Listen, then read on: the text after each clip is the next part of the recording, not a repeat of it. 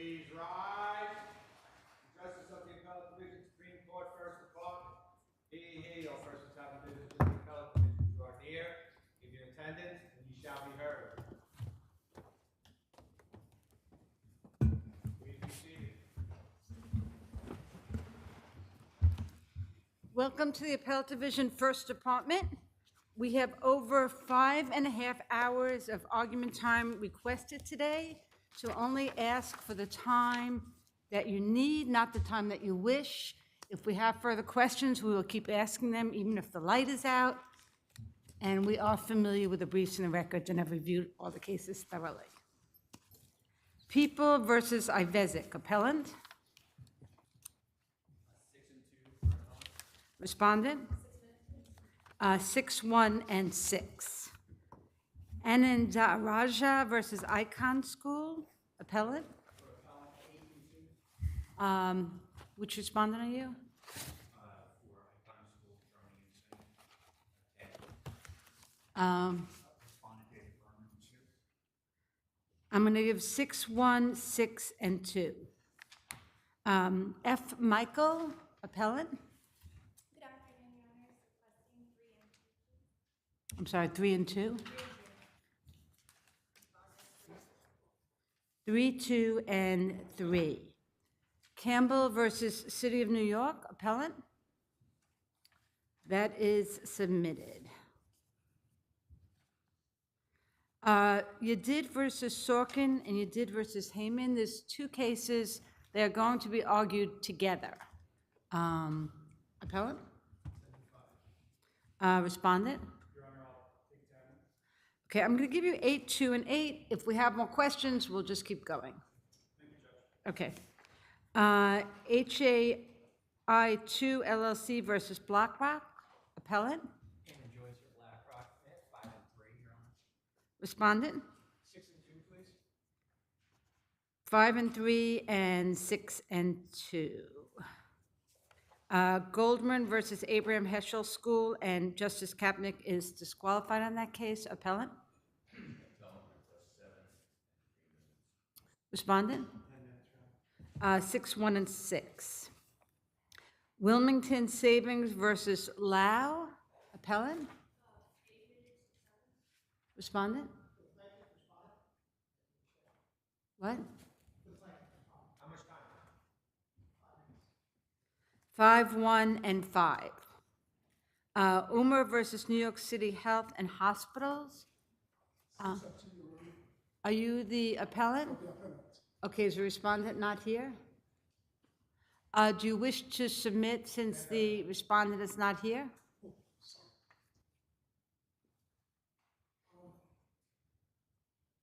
The respondent hasn't shown up, so do you wish to submit, or are you still requesting argument time?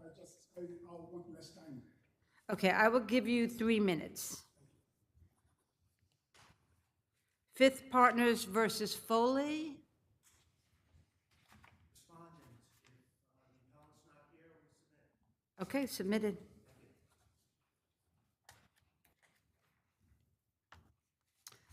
People versus Mora, appellant. Request 4 and 1, Your Honor. Respondent. 4 minutes, Your Honor. 4, 1, and 4. Clover Private Credit versus Sandberg, appellant. Appellant, 8 and 4. Respondent. 6, 1, and 6. ICSA versus New York City Health and Hospitals is submitted, and Medallion Financial versus Nest Taxi is submitted. And our first case is People versus Izic.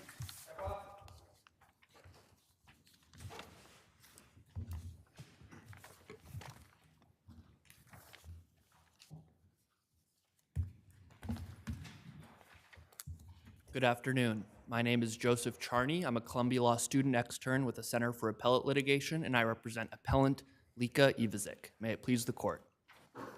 My client was improperly denied his Sixth Amendment right to go pro se under prong 2 of McIntyre after the lower court incorrectly determined that he could not appreciate the risks.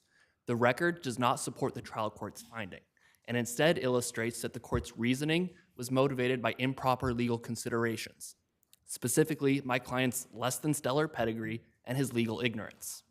Now, before getting into those specific considerations, I think it's important to note. Couldn't that be all factored into a general sense of the risk factor? I mean, it's a holistic approach that the court did, right? The trial judge is there, she sees what's going on, and she knows what, and it's all, she's looking at all these points, and at the end, she's thinking, okay, I don't think he appreciates the risk. I know she may have mixed in, as you said, you pointed out, you noted a couple of the instances about his pedigree and his inability to, whatever they are. Yeah, they may not be, like, standing alone, those couldn't be the factors, but in totality of the circumstances, as you approach this as a trial judge, I mean, I'm kind of loath to really overrule a trial judge when it comes to something as unique and hard as that. No doubt, Your Honor, and I think without, the problem is that the court really only did rely on those two things, pedigree and legal ignorance. If you actually look to the transcript, every single warning that the trial court gave, my client attested to his understanding of those warnings. That is undisputed. What about how he dealt with the Sandoval issue? Yes, Your How would you Honor. address So that? at Sandoval, my client declined to raise an objection. Immediately after he declined to raise that objection, the court said, quote, "This is an example of where, as a non-lawyer, you're not familiar with the law." The court itself characterized what happened at the Sandoval hearing as legal ignorance. And so, again, I think it would certainly not be appropriate to deny somebody their Sixth Amendment right because they failed to make a legal objection. That is not the standard in McIntyre. Well, ignorance can be also failing to understand, I mean, not appreciating the risk, I mean, right? I mean, yes. it's all fungible in the sense that, well, what is how do you define risk? I mean, it's such an amorphous term, and in my mind, if you're ignorant of something, well, the risks are pretty high, then you're not appreciating the risk, or you don't have the ability to understand the risk because you're ignorant. Well, yes. If you're not sure of the risk, the very purpose of the searching inquiry is advisory. That you're supposed to impart these warnings, and if the only thing the trial court was able to point to is what happened at Sandoval as evidence of incapacity to appreciate risk, when there is tons of warnings. My and point is, you can't just isolate and cherry pick what you believe the trial court did in coming to this conclusion. It's a process, It's what the trial court is envisioning and seeing at the moment right in front of them, right? So that's what I'm looking at. I mean, if you cherry pick, obviously, if you cherry pick the Your ones Honor, that you think are good for you, I can't argue. I think you're right. I mean, Your Honor, I don't see what's being cherry picked here. I think every single warning that was given, my client attested to his understanding of it. To then elevate his pedigree and a lack of a legal objection at a Sandoval hearing as incapacity to appreciate risk, that conflates legal ignorance. Wasn't it more than just a Sandoval hearing? Wasn't she saying that based on her thorough discussion with him, she genuinely felt that he was not able to effectively represent himself? Your Honor, there must be an appropriate basis for review for that feeling that the trial court may have had that he couldn't understand something. And here there is no record basis for that because consistently to every single warning, he attested to his understanding of these warnings. And so to elevate his pedigree and a failure to make a legal objection over his consistent answers to these warnings would be inappropriate. Counsel, wasn't his consistent answers more about the fact that he wanted to tell his side of the story versus representing himself, meaning his desire to testify? No, Your Honor. He certainly did want to tell his own story, but the court made a specific finding that in addition to wanting to represent himself at trial, what he meant was wanting to examine witnesses in addition. And he said that when asked what his motivation was, he said to tell his own story and to examine witnesses. So this notion that he didn't understand what going pro se meant is directly contradicted by the record. And the court itself accepted this when granting him the ability to have extra time to examine witnesses because it understood that that's something he wanted to do. That's something that he understood what going pro se meant.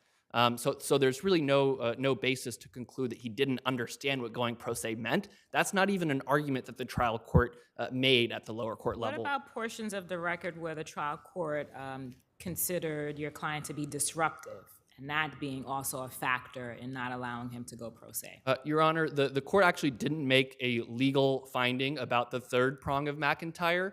The court did cite general concerns about my client being disruptive, but this conduct occurred, that the court was referring to, occurred over Microsoft Teams, in which my client said a few times, interrupting the court, saying, "May I speak? I apologize. I cannot hear him say anything." These are the so-called interruptions. If I may finish real quickly, are you satisfied, or can I finish the question? You can finish your sentence. Yeah, and I think it's You'll have important. time to rebuttal too, though. You can finish your sentence. Okay, the case of comparison with respect to conduct at the People site, People versus Yeed, involves a defendant that had to be restrained and wrestled to the ground as an example of where the third prong of McIntyre would be relevant. Here, my client interrupted on a Zoom, and that is an inappropriate case of comparison. Thank you. Thank you.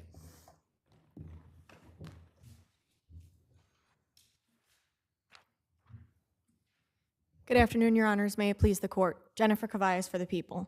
The trial court What correct. about the fact that unfamiliarity with the law is not really a basis for denying the right to be self-represented, because all non-lawyers are unfamiliar with the law. So wasn't that really the primary basis that the court decided not to let this defendant be self-represented, that he was not familiar with the law, did not know enough about the law? No, that wasn't the basis at all, and Justice Neubauer made that clear that that wasn't the basis, because she expressly stated that her decision was not based on defendant's lack of legal sophistication, but on his inability to absorb basic legal concepts. And that basic legal concept that defendant struggled with the most was that representing yourself is more than just testifying. It's making legal objections. Defendant over and over again was confused about what legal objections entailed, and it was more than just testifying. And what defendant really... Didn't he make it clear that he wanted to do more than just testify, that he did want to be the person who asked the other witnesses questions, that he wanted to play that role and was willing to take the risks involved,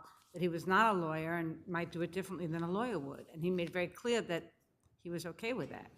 Defendant used those words, but when he was discussing, I want to examine the witnesses, that was in response to the judge's question you want to rebut the people's evidence against you. And he said, exactly. And the judge said, that's different than representing yourself at trial. Do you understand that? And defendant said yes, but then continues, every time this conversation is had, the judge keeps have to bringing up over and over again, testifying and representing yourself are different things. Are you really after representing yourself? That's trial strategy. I mean, that's at the end. I mean, that's not a basis to say, no, you can't represent yourself. I mean, the bottom line is that does the defendant appreciate the risk of going without an attorney? And in this case here, I'm reading the transcripts. I'm looking at the colloquy, going back and forth, the dialogue, sort of like a mixed bag of questions and answers that the court's getting. So there's no really bright line of where, it is just about the risk. That's it. Plain and simple. When I'm reading the colloquy, it's just like, it's more of a, getting a feel, the trial judge is trying to get a feel or a sense, and I think maybe that's a little bit off the rails in terms of what the trial judge should have done. You're exactly right that this is a detailed analysis. More detailed than usual. Yeah, it's a very case specific, and this judge had interacted with defendant over a year. This judge was the primary judge on defendant's case. She got the opportunity to see him each and every time that he had a court. Isn't the real test whether it's a knowing, intelligent, voluntary waiver?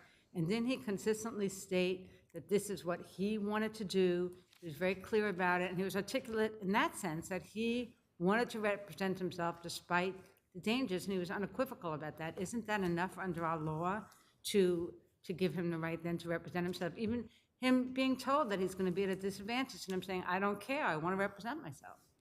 I don't think that that's enough under our law, because what you bring up is that his request was unequivocal. There's no question about that. Not just unequivocal, but it was knowing. No, I wouldn't say that it was knowing. She clearly articulated to him the risks that would be involved, and he consistently kept stating that he wanted to represent himself despite those risks. And as a matter of fact, in one question where the court said, would you understand this? And he said, no, I don't understand it exactly. Would you please repeat it? Then when the judge repeated it, he said, okay, now I understand. So he was listening, he was evaluating. If he didn't understand, he asked more questions. So it seemed like it was a very detailed back and forth with the judge, a very thorough inquiry that he responded to and was really listening to. There was a very thorough inquiry, but the fact that defendant merely says, I understand, doesn't undermine the fact that over and over again, defendant struggled with the concept of whether testifying is different than representing oneself. He said, I understand. Why does he have to know that? What he has to know is the dangers of representing himself. And if he if the dangers are effectively communicated to him, and he nevertheless wants to go forward pro se, isn't that what's required under the significant right to go pro se?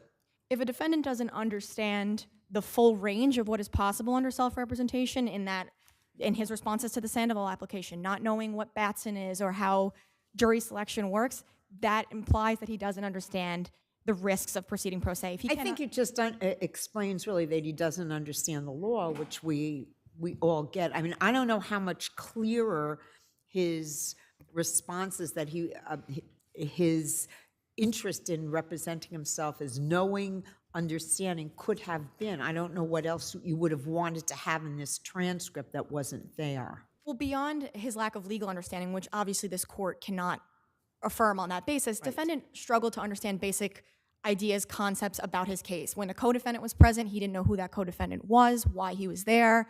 Over and over again, defendant is just unsure of what's happening. But by that argument, no court will grant a defendant who wants to go pro se. By that argument, it's like, okay, every defendant that's going to be coming out, and this is my colleague had mentioned this, they're not going to be familiar with the law. It's going to be rare that someone's going to be, understands the law.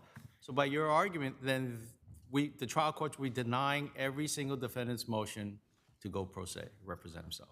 No, I would disagree with that because the factors here present are that defendant is confused about the facts of his case. He's conflating the right to testify with the right to represent himself. He's from a country with an... What I'm trying to say is that if we agree with you and we follow your argument, this is going to be pointed. The trial courts, they look to us in terms of deciding their cases, right, and deciding how to rule on an issue.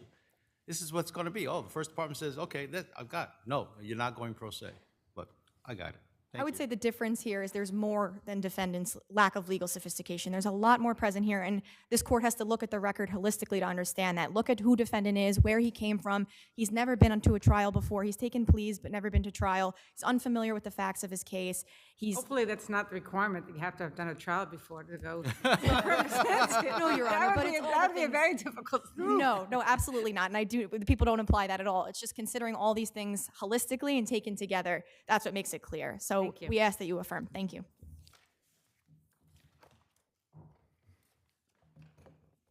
Thank you, Your Honor. Just very briefly, this is not a special case. This was a routine pro se application with There's no such thing as a routine pro se application. with an applicant that did not. I'll caution you there.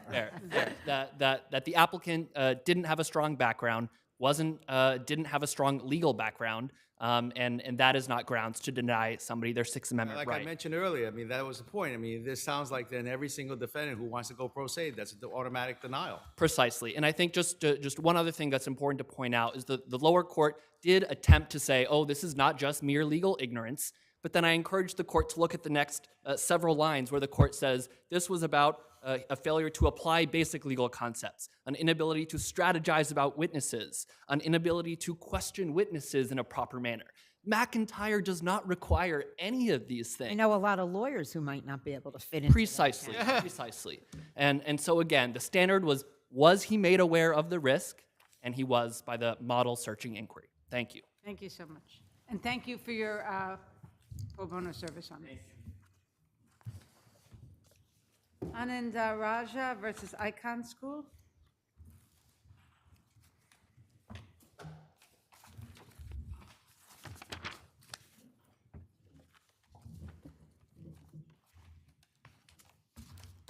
May it please the court, I'm Michael Bowen on behalf of the appellants. The appellants in this case adequately pled that they were treated less well than other Let's employees. start with the statute of limitations, because if we don't get past the statute of limitations, we don't get to the merits. So why don't we start with the collateral estoppel argument?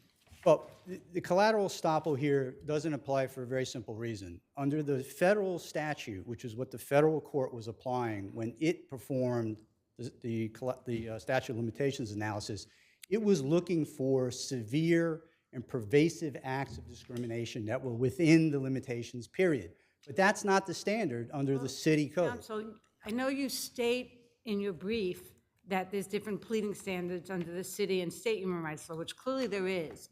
But what do you concretely point to in terms of what's different in terms of the pleading allegations in the city human rights law versus the federal civil rights statutes that would change the outcome on the statute of limitations analysis? Well, first of all, What under acts would come that don't come in under the federal pleading standards? Well, under Williams and the Ferraro versus Board of Education case, the court under the city code can look at a continuous pattern of conduct. And if some of that's outside of the limitations, if some of it's within the limitations period, then it still passes muster under the statute of Okay, limitations. assuming that is true, which I believe it is, what allegations here were within the statute of limitations? There were continued acts against each of the women plaintiffs in this case, mostly excluding them from meetings, which is sufficient under the city code. Why is,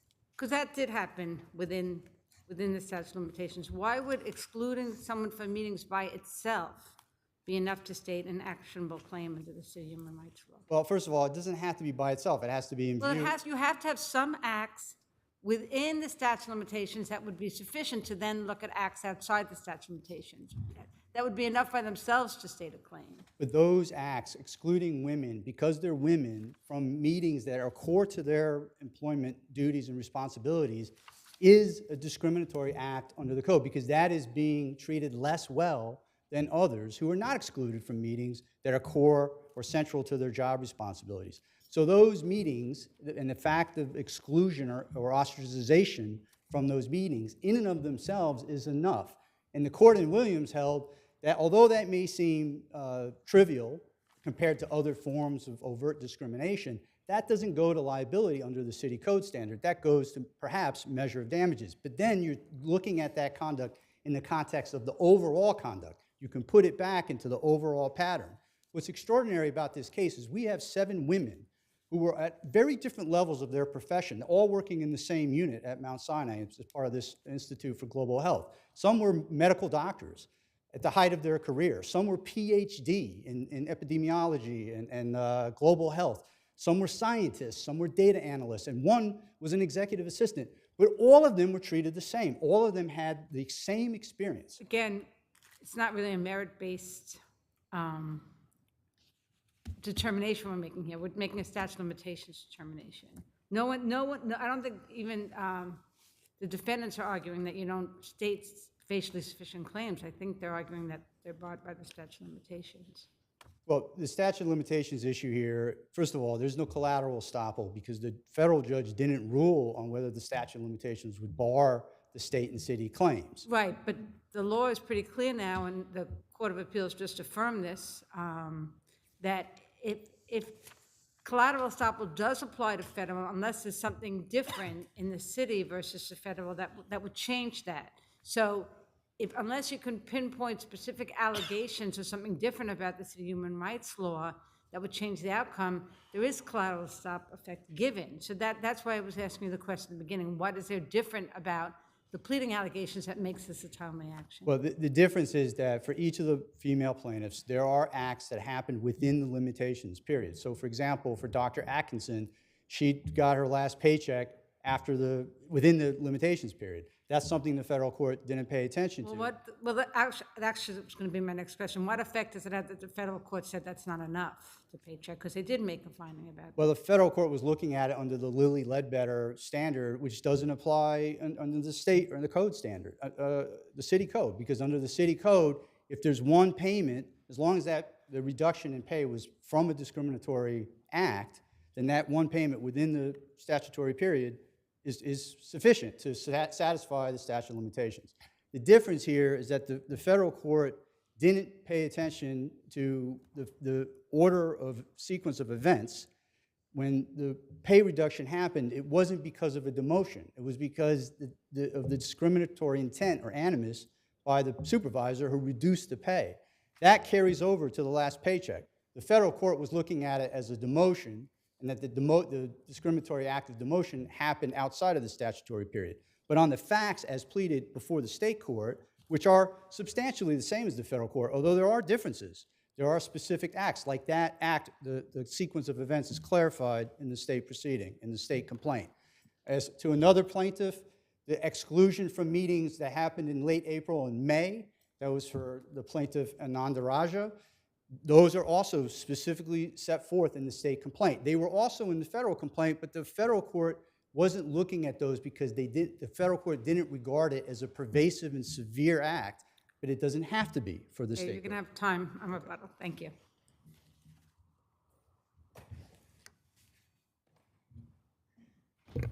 Good afternoon, Your Honors. Joseph Baumgarten, Proskauer Rose for What the... about the argument that certain of the acts occurred before the statute of limitations expired, that there are certain acts complained of?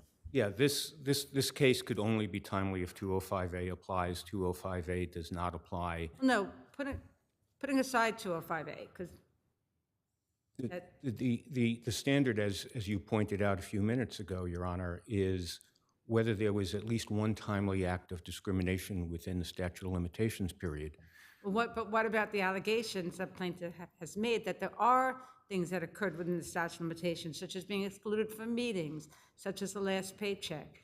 That would bring in all the other allegations. That's not actually the argument that was made in their papers. The argument that was made in their papers was a little bit different, which is that they've added allegations in this lawsuit, which doesn't make the Well, if they've federal added lawsuit. allegations, that would also work. If they added allegations that fit within the statute of limitations, that would be okay. There were no allegations in the federal lawsuit about timely acts of discrimination within that 3-year period. Judge Broderick... Right, so, but they're not barred by collateral estoppel from asserting different assertions. You'd have to show that those different assertions in the state proceeding don't change the outcome in terms of the statute of limitations. Well, I think they're barred by collateral estoppel from arguing that the federal law, in other words, for this action to be timely, the federal lawsuit had to have timely asserted the state and city law claims.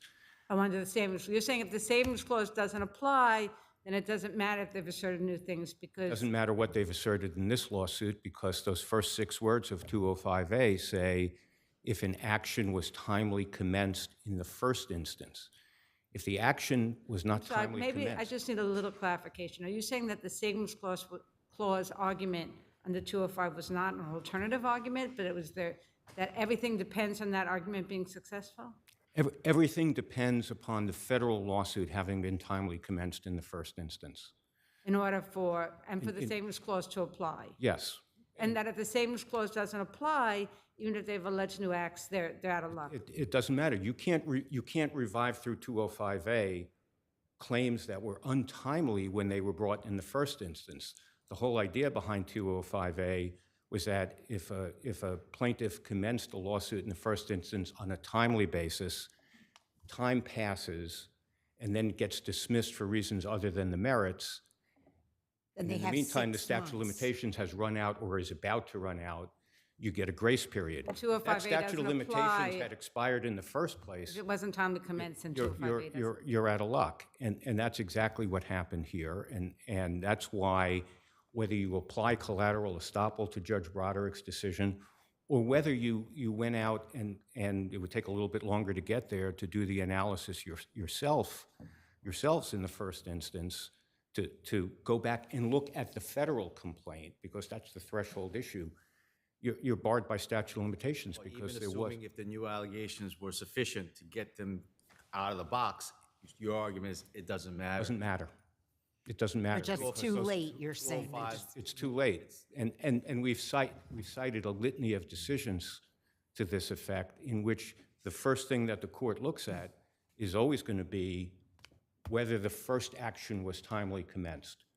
because you don't get a get out of jail free card if by virtue of 205A, if the first action was Humor me. untimely. Let's humor me, and let's just say there's no 205A problem. Do the new allegations there, are those sufficient to carry the day for them? I don't think so, Your Honor, for the reasons that Justice Ramsour. I mean, one of them is the meetings issue. She was excluded from meetings after the fact. I mean, what do you? She was excluded from meetings after the fact, after she submitted her resignation. She submitted her resignation, and then there was a period of time where she continued to work. Well, of course, she could be excluded from meetings. That in and of itself, that doesn't get paycheck you argument anywhere. that they're arguing that she got a paycheck within the statute of limitations period, I suppose, outside of the statute of limitations. There was no allegation that she was paid disparately as compared to a male comparator. The reason why she was paid what she was paid was because she claimed she was demoted a year earlier, again, outside the statute Go of back a limitations. minute, because I want to make sure I'm getting this right, because Sure. I might have been a little confused. The allegations that are being asserted in the state court action as opposed to the federal court action, are any of those allegations, including being excluded from meetings, the last paycheck, within the statute of limitations of the state court action, like as though if a federal court action had never been commenced? Would any of those be timely just in terms of the state court action? I don't think so. Well, some of the acts that are referred to in the complaint in this action were within the 3-year period. I don't think any of those allegations, even if you were to submit them to analysis, would be enough. So even if state a we claim. accepted your 205A argument, that's not the end of the analysis. We still have to consider those remaining allegations and decide whether or not those would be enough to. No, because if 205A applies, the case is done. This case was commenced in 2022. Anything that happened to these plaintiffs was no later than mid-2016. That was my question. So if 205A, You have to tie into the federal action. No matter what they said in the state, it wouldn't be Correct. enough. Correct. Nothing would be timely. That was my question. If the federal action had never happened, and they just commenced this when they commenced the state action, there was no saving, there's nothing that's within. It's 5 years out. Okay, thanks. Thank you, Your Honor.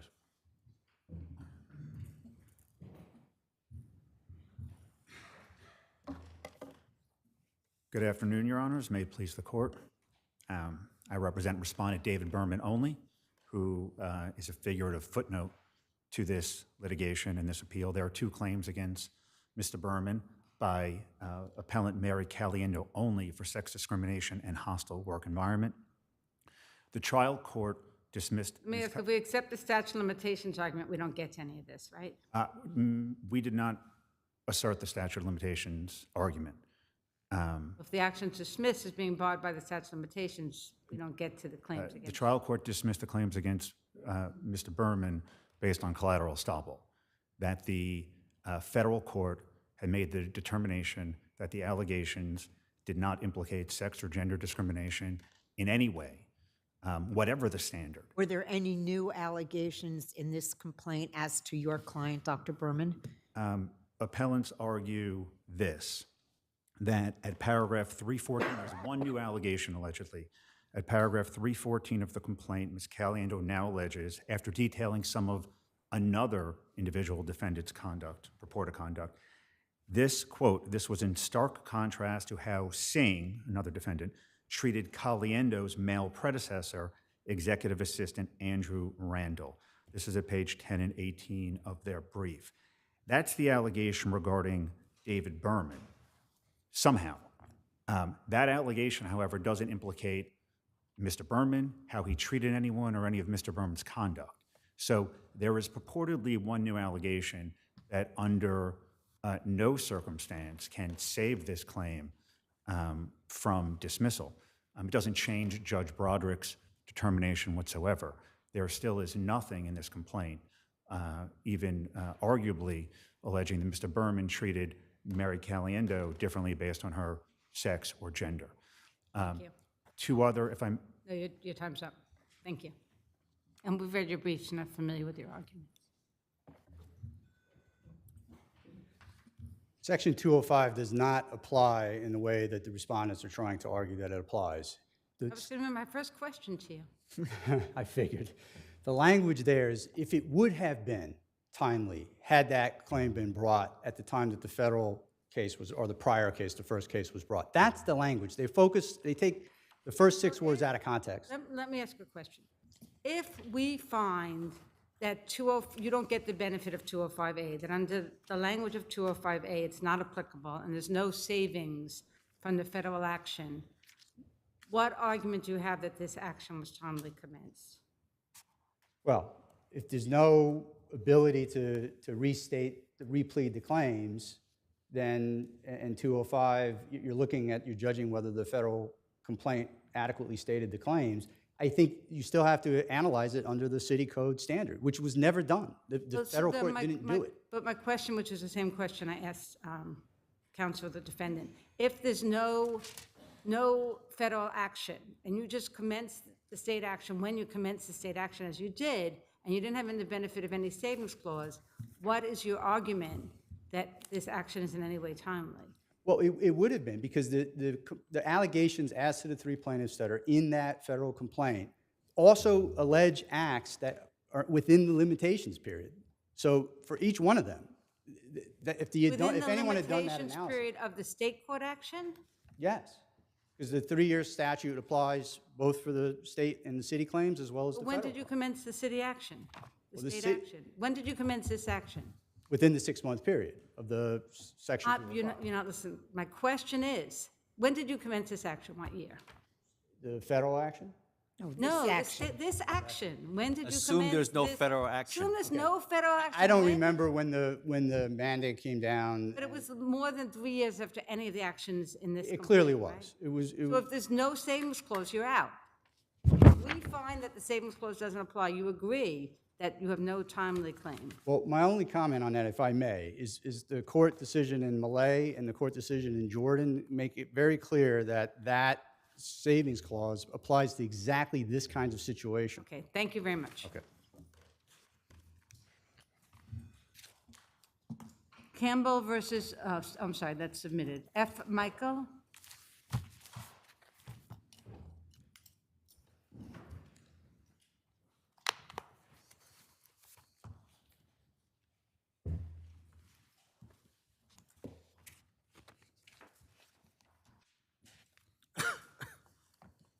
It's your time. May it please the court, the Legal Aid Society by Hannah Kaplan for Appellant Michael F. It was an abuse of discretion for the family court to order 12 months of probation in this case. Michael was before the court with a program that clearly was meeting his supervision. How can it be an abuse of discretion when there was a specific agreement when the plea was given that he would not seek an ACD?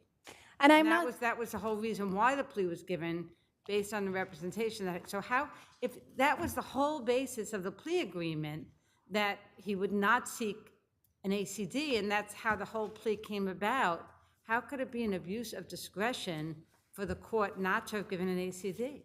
It's an abuse of discretion that the court failed to grant a conditional discharge, not an adjournment in contemplation of dismissal. But isn't what you're seeking here an adjournment in contemplation of dismissal, not a conditional discharge? No, Your Honor, my papers are seeking a conditional discharge.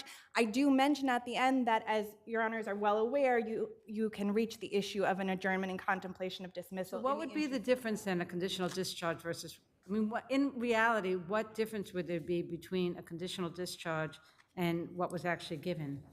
The difference between a conditional discharge and probation is the supervision of probation piece. And a conditional discharge is a distinct dispositional alternative created for circumstances where probation is not indicated, given the nature and the circumstances of the charge, as well as the circumstances, character, and condition of the respondent. Hasn't your client already pretty much completed the probationary period? The probation period will be completed in September. And in this case— So you're seeking for early termination of probation, essentially? That the case be sent back, that the case be ordered a conditional discharge as opposed to probation. with the acknowledgement that the term does end in September. Okay. The conditional discharge would be conditioned on, as was asked, on his participation in the BRAG program, which is a very holistic, intensive, targeted form of supervision and treatment. And if the least restrictive analysis is going to mean anything in this case, the conditional discharge was designed for a circumstance where a finding might be appropriate given the circumstances, that an ACD was off the table, that the charge is serious. But in this case, all of the supervision and treatment was there without a Was probation. the request for a conditional discharge made at family court? That was the request that was denied. That was the relief my client was denied, and that is the relief that I am asking. Wasn't an ACD, wasn't that relief waived as part of the plea agreement? An ACD was not requested at family court because that was part of the plea agreement. And what Michael requested at family court and what I am requesting of the court now is a conditional discharge, which is a distinct dispositional alternative that is ideal for just this circumstance where the supervision and treatment is in place. For whatever reason, an ACD might not be appropriate. A conditional discharge was designed for just this circumstance. Thank you. You have time on rebuttal.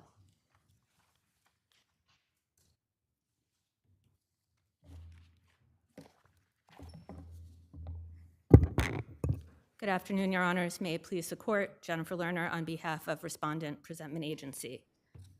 The court should affirm. The question here is whether it was an abuse of discretion for the family court to order the lowest level of probation for a juvenile who was carrying a loaded gun as he walked down the street at night. He also had a history of frequent marijuana use and school attendance problems. So as we're looking between a conditional discharge and probation, a conditional discharge does not allow the probation department to supervise the juvenile with whatever conditions. What about the program that he's in, the BRAG program? Does that provide the supervision?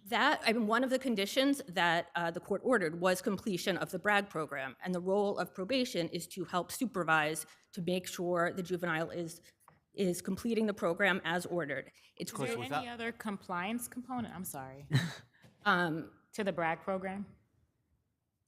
Because what you indicated is that probation would be basically the compliance monitor, but does the program itself not have its own level of compliance before family court?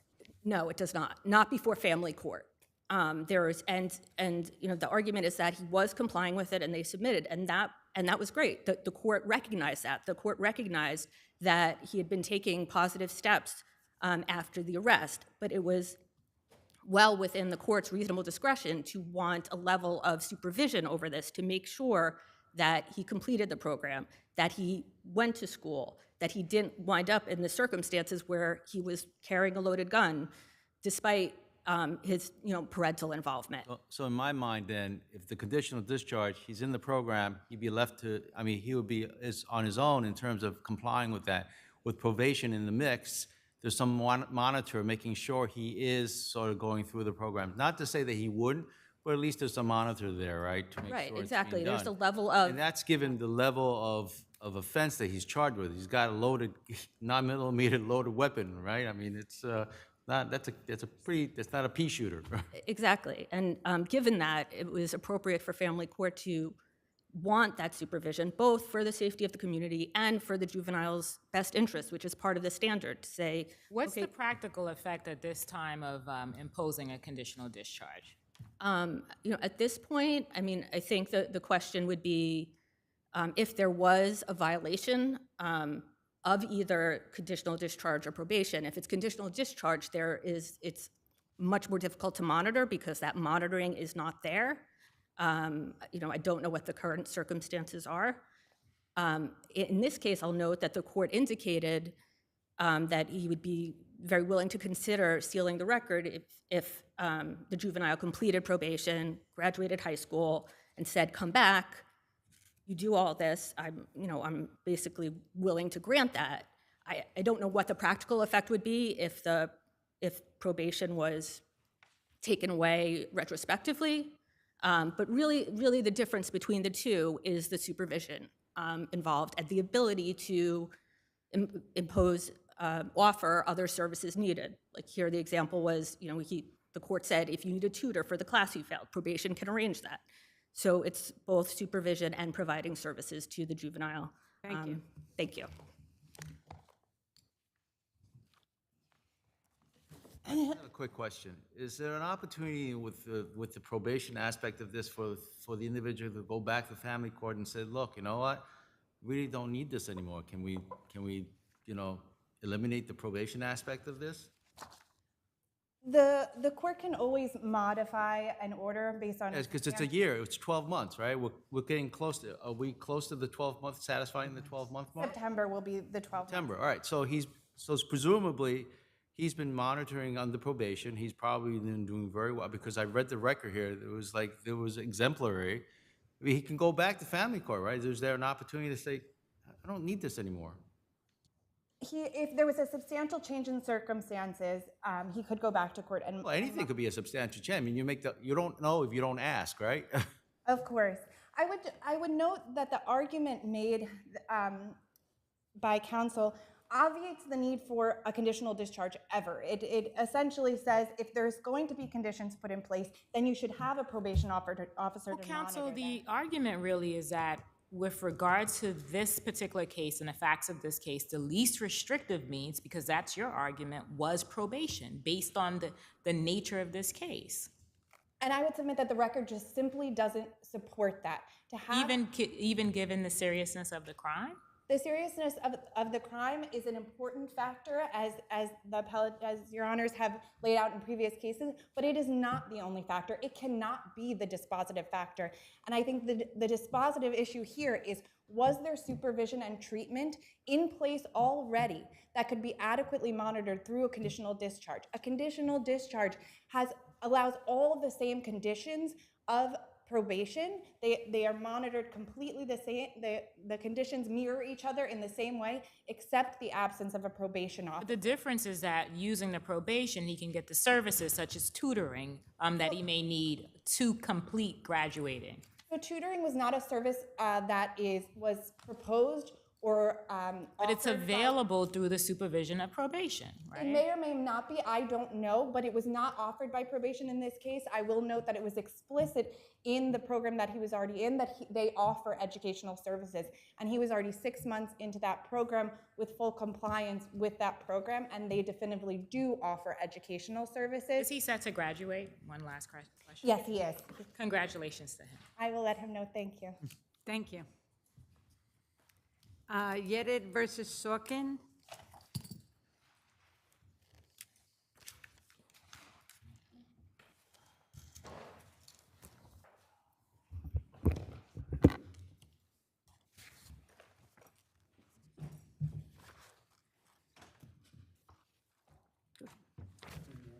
Good afternoon. Good afternoon, honorable members of the court. Joseph Augustine on behalf of the respondents appellants.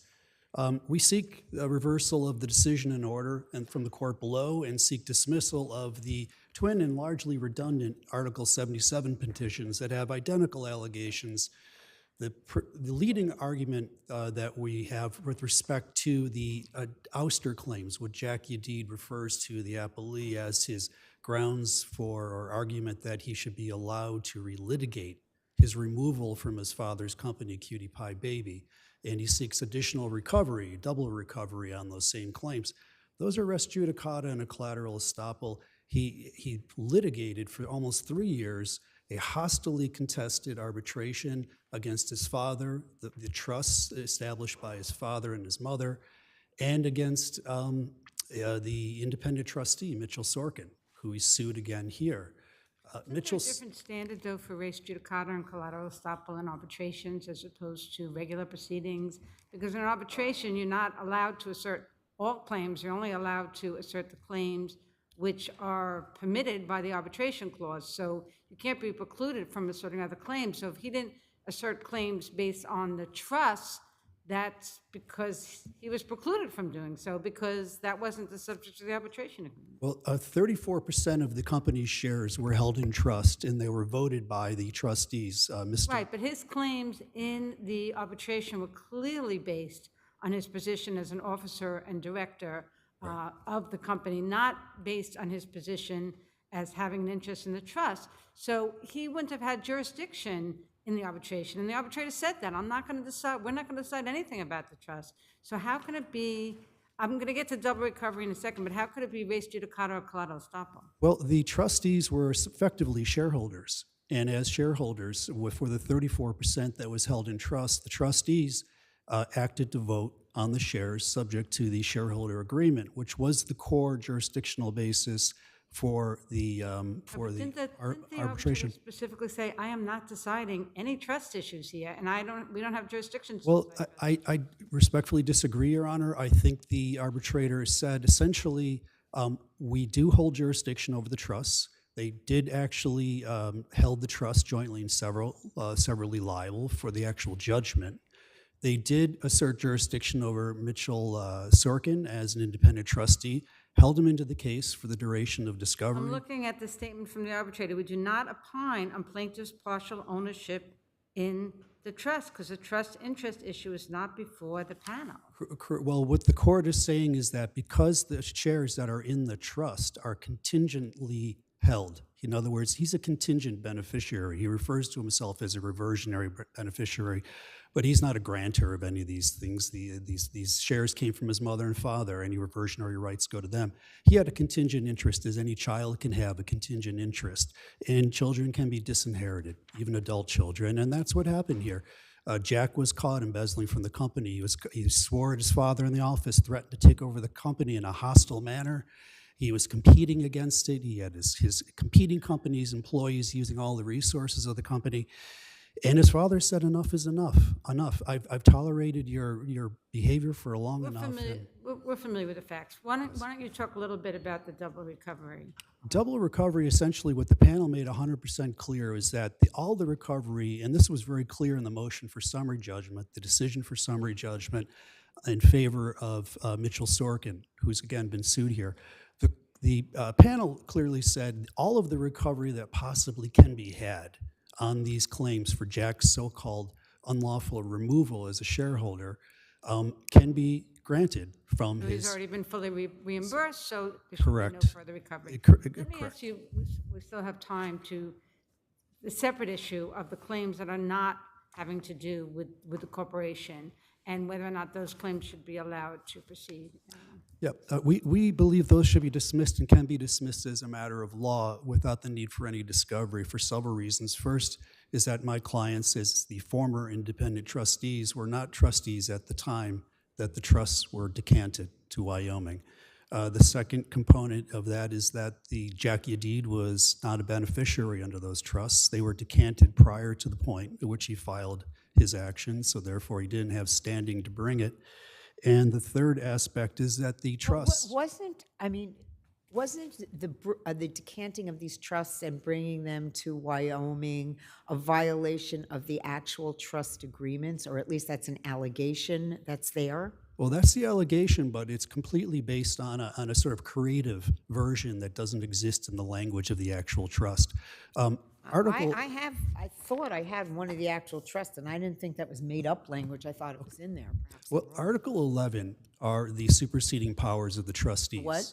Article 11 are the superseding powers of the trustees. They give the trustees the ability to do all the things that the settler can no longer do. Because Let's ask that, because they say they can transfer assets, but they say they can amend assets, but this isn't just an amendment of the trust. This is creating a completely different trust and sending all the assets over into the new trust. So this goes beyond simply an amendment of the trust. Well, 11 points. Where's the authority come to create a totally new trust, totally new beneficiaries, everything new? What do you argue allows you to do this? Section 11.6 of the trust allows the trustees to essentially amend the choice of law, Counsel, but amend what the about situs. Article 7.17, which indicates that the trust beneficiaries have to remain the same. Well, actually, what it refers to is that provision is subordinate to Article 11's provisions. Article 11 has the superseding broader powers of the trustees. And going back to the initial question under 11.6, is that the trustees are empowered to take whatever actions are necessary. It says to amend and modify this trust. Correct. I mean, what you did is just decanted it, moved it, and, I'm not sure if that was anticipated, and even if it might be, I think that might be a basis for a claim. This is a motion to dismiss, right? Well, 7.17 is referred to as an anti-decanting provision. There's no such language anywhere in 7.17. But your authority for allowing this to happen is that you're allowed to amend the trust, right? That your Correct. client's allowed. But again, how can we decide as a matter of law that what's happening here, this decanting, is simply an amendment of the trust versus something beyond an amendment of the trust? Counsel makes an admission in his opposition papers before the court. He states that the trusts are unambiguous. They should be construed on their four corners as a matter of law. And what You're making the same argument. Aren't you trying to dismiss this case as a matter of law? Correct, yes, we are, with respect to the trust and estate claims and also the CPB, the cutie pie baby removal claims. But under section 11.3 of the trust, the non-judicial settlement can be effectuated, which was done here to create the new trust. And under 11.4, I apologize, I said 11.6 and 11.4, it gives the power to change the applicable law, to amend the terms of the trust, and to essentially, and this is the important thing, in 11.6, change the list of beneficiaries. And again, that power under 11.6 is the superseding power above and beyond any other powers enumerated, whether in Article 7 or Article 2 or any other provision of the trust. Thank you. You have time, Thank you. Thank you, Your Honor. Edward Whipper, Benish, Friedlander, Copeland, and Aronoff for petitioner Jackie Deed. It's a pleasure to see everyone again. Your Honor, this order should be affirmed in all respects. Let me ask you a specific question Of about course. double recovery. Yes. Why doesn't double recovery bar the claim, at least with respect to the corporate claim, since your client did get millions of dollars in that proceeding based on being ousted from the corporation? So how could there be any more recovery here? And you were paid, I think within a couple days of a judgment being entered, $9 million from what I could read. No, and just to follow up on Judge Karn's question, I mean, do you make any allegations of any additional damages that you suffered in addition to these $9 million that allows us to be hearing this case? Your Honor, I'm glad you asked that. So just to preface my answer, as everyone recognized before, there are various components to the case. And this particular issue of the ouster of Cutie Pie. So these questions are only related to the ouster, right? portion of the Okay. case. So, Your Honor, Obviously, I'm glad. it's not going to affect the whole decanting. It's a separate issue. I appreciate that, and I wanted to make that clear. Your Honor, I'm glad you asked the question because as the non-drafter of the original petition, I asked myself that question. And the answer I have to say is twofold. Number one, on the compensatory damages. In the caption, Jack represents himself to be suing, as you pointed out, Justice Kern, as a remainder or reversionary beneficiary of the trust.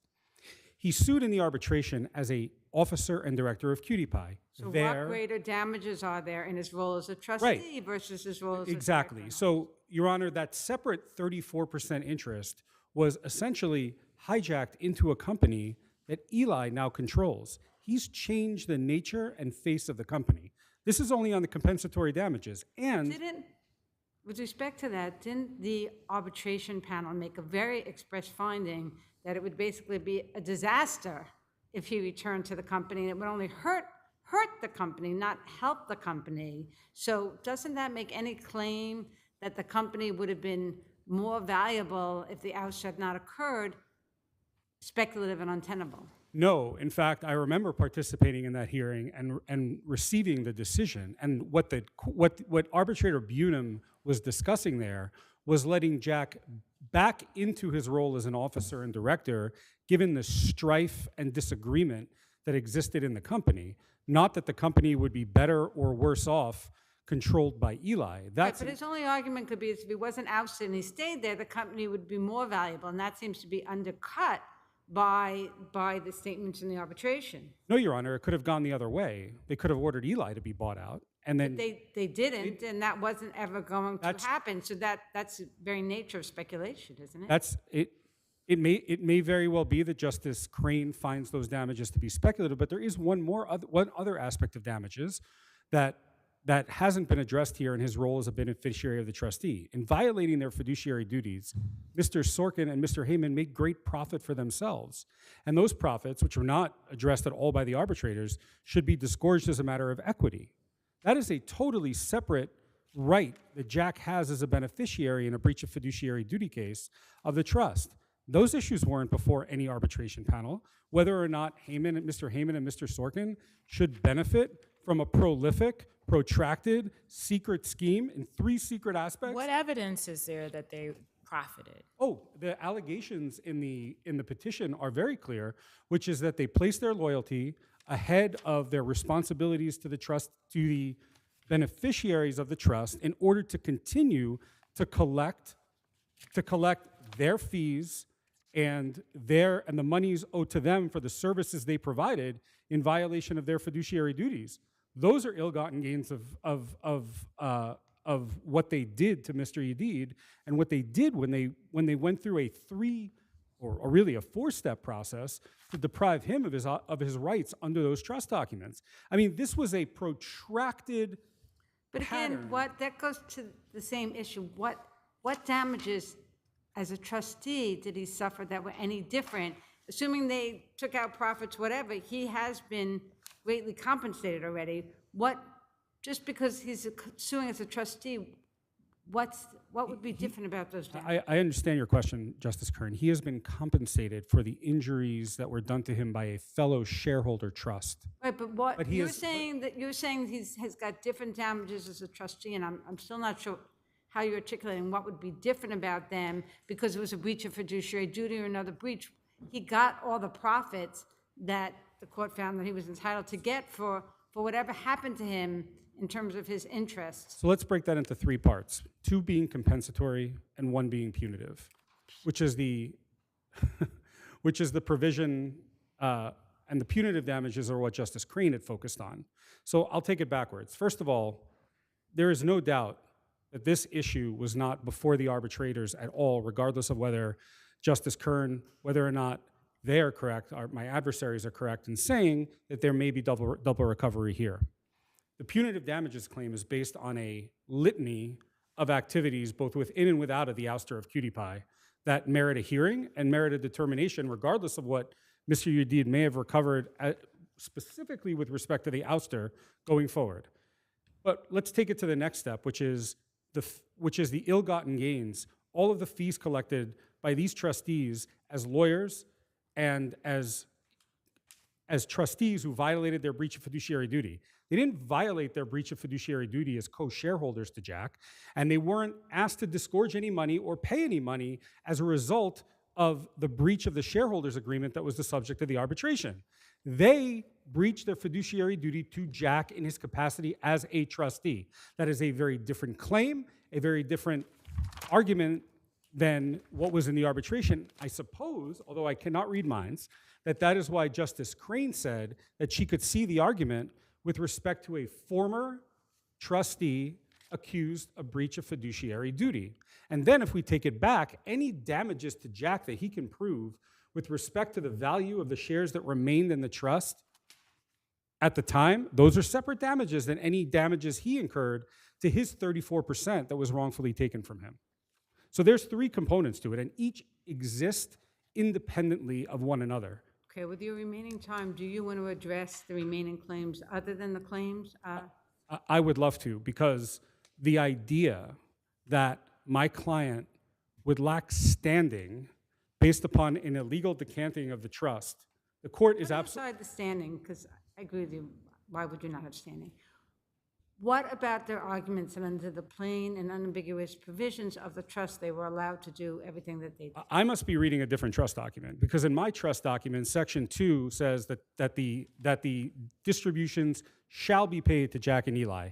Then Section 3, which is the irrevocability clause, which deprives Simon of the right completely to control what happens with the trust assets, which by the way is exactly what happened here, says that that only independent trustees can exercise the rights in 11.6, and they may only do so to add additional beneficiaries. Then 7.17 only empowers the transfer of the assets of the trust into another trust with the same beneficiaries. Justice Crane hit it on the nose. Section 11 requires independence. When they changed the situs of the trust to Wyoming, when a new private trust company located in Wyoming, about whom we have no details as to who they control, headquartered somewhere in the Virgin Islands, changed the situs of the trust to Wyoming, there was no indication of independence, and frankly, it wouldn't have mattered, because So that's at least an issue of fact at this stage of the game. that is certainly the case. But Section 11.6 is limited to amendments. That is not what happened here, any more than the allegation that Jack is no longer a beneficiary of the trust is true. That is also false. Of course he's a beneficiary of the trust.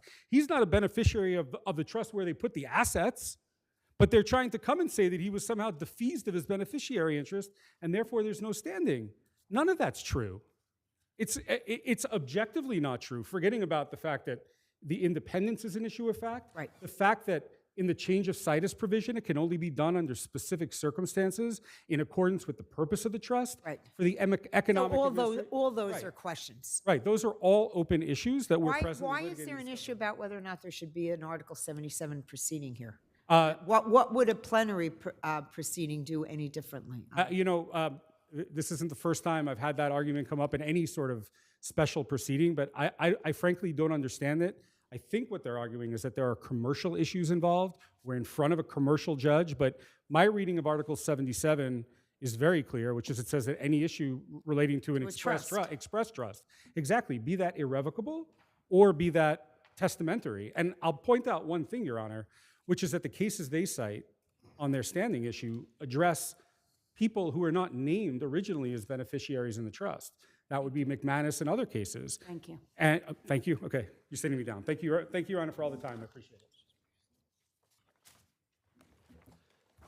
Just to clarify what counsel was saying. Let me ask a specific question. Maybe that's what you were about to discuss, which is what about the argument that there were different damages as a trustee based on breach of fiduciary duty by the trustees? Well, that's the fiduciary duty claims were actually adjudicated. Fiduciary duty claims were actually the premise for the relief. Simon and Eli In the Yeed arbitration. were found to have committed a fiduciary breach in the arbitration. In Under the contrast, shareholders agreement.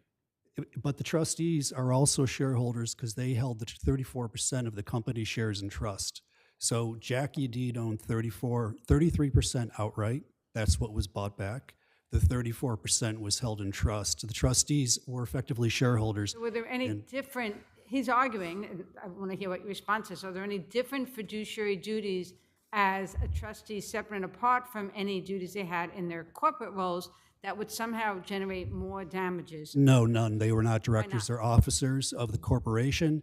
They were simply the shareholders vis-a-vis their roles as trustees. And the only thing that they are alleged to have done wrong. Don't trustees of a trust have a fiduciary duty to the others? I mean, where they might not as corporate officers to each other? Well, that's why Mitchell Sorkin, as one of the independent trustees, was held in the case until summary judgment. And on summary judgment, there was no arbitration award against Sorkin, right? He was let out on summary judgment, is that correct? that is correct, yes. And our argument is that that is equally applicable to the other independent trustee who voted the shares to remove Jack, just like Mr. Sorkin did. And that is privity. There's a litany of case law that supports that they should be treated equally, so they should get the benefit both of the res judicata effect of that. And here's, from the summary judgment order, claimant alleges that Sorkin acted in bad faith by voting to oust Jack from CPB. It has already been determined in this matter that Jack's ouster from CPB was not a violation of the shareholder agreement. This is the law of the case. And accordingly, Sorkin would have no liability whatsoever. So the shareholder agreement does not allege that Sorkin acted in bad faith. I'm sorry, the claim statement does not allege that he acted in bad faith by voting the trust shares the way he did. So essentially, the court said, you don't have a violation of the shareholder agreement, therefore you can't have a fiduciary breach? What was the thing that they did wrong if they followed the terms of the shareholder agreement? Thank you very much.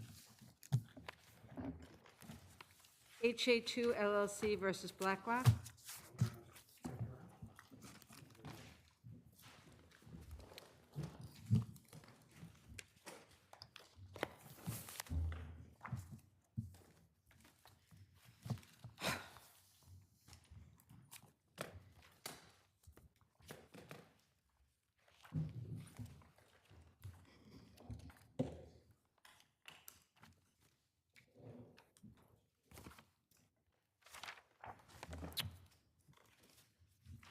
Good afternoon, Your Honors. May it please the Court, Eamon Joyce on behalf of BlackRock. Summary judgment should be entered for BlackRock here. Consistent with the way we briefed this case, and Justice Kern, per your suggestion to a party earlier, I want to start with statute of limitations. We find it significant that High abandons on appeal the IAS Court's ruling denying BlackRock's summary judgment motion on statute of limitations grounds. High jettisons the fiduciary duty basis. Let me ask you something. Did the court below address the continuing wrongs document?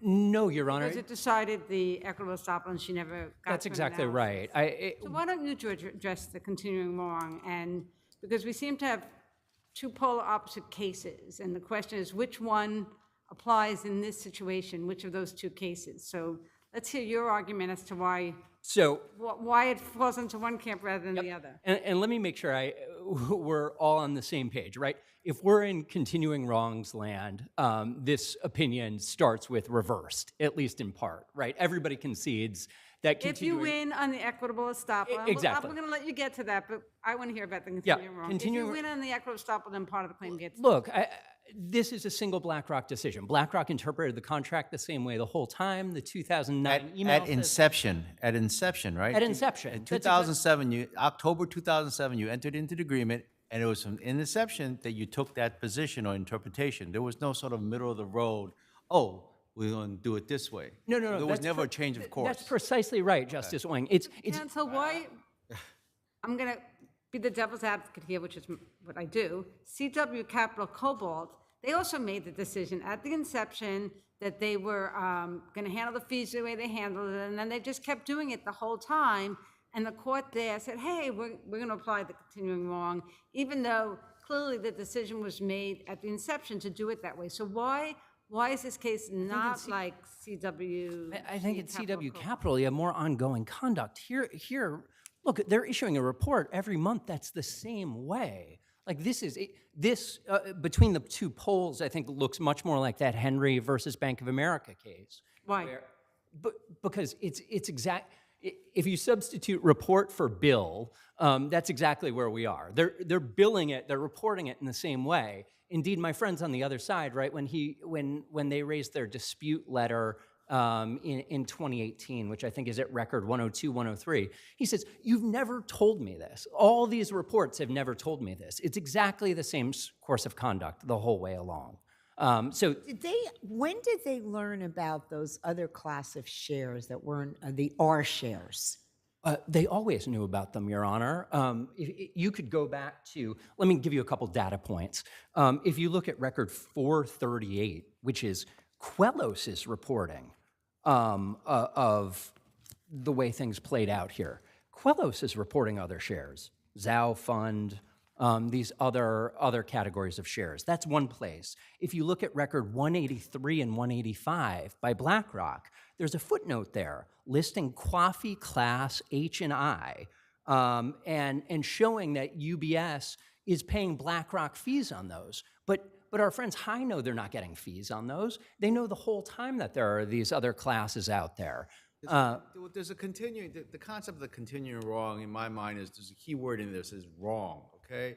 The way I look at it is that the Cobalt decision, they relied on some, the duties, and they also used the word malfeasance. This is a summary judgment. Am I correct? This is a summary judgment motion? That's correct. We had discovery in this, and I didn't see in the record any indication, except for the part that you both disagree as how you interpreted that language, of any malfeasance or any ill will or anything, right? Right. And I didn't get the sense that. I think that's exactly right, Justice Wing. What you have here is that my understanding of some of these machineries is that You plug in the algorithm. Once you figure out what it is, you figure out your interpretation, you plug in the algorithm, and it's off to the races in terms of what the algorithm decides. So there's no human element to that unless you're going to say that the algorithm is a fraud.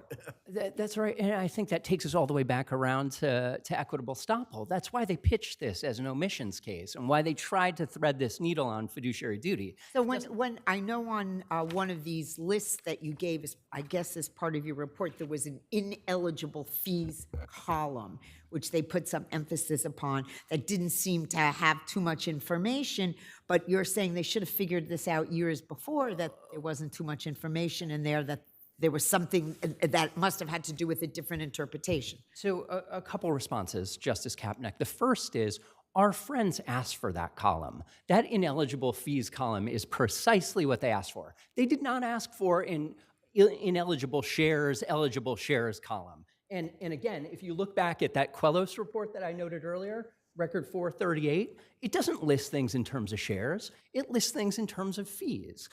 So we gave them precisely what they wanted. The second thing, Justice Kapnick, is understanding what's funky about eligible, ineligible shares comes from the agreement itself, which is at record 94. And this is a weird nuance to the agreement. But if you look at, let's take, for example, the Coffee side of this. For Coffee Class C, all shares are eligible, is essentially what that says. All shares outstanding. But for Coffee Class F, only 396 and change of 425 are eligible.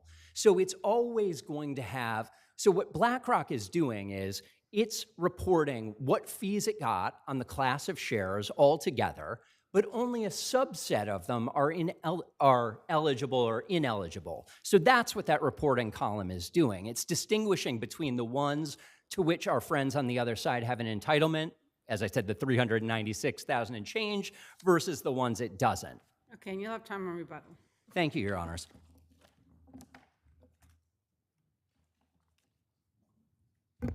Good afternoon. May it please the court, Jonathan Schaub for the plaintiff respondent appellant Chai 2. Why don't you go ahead and address the continuing wrongs also? Sure. The first thing I'd like to point out is on page 42 of the record, the Supreme Court did in fact address the question of the continuing wrongs. And it said that it did not find the case that my friends had cited was compelling in terms of a continuing wrong here. So the court did address that issue.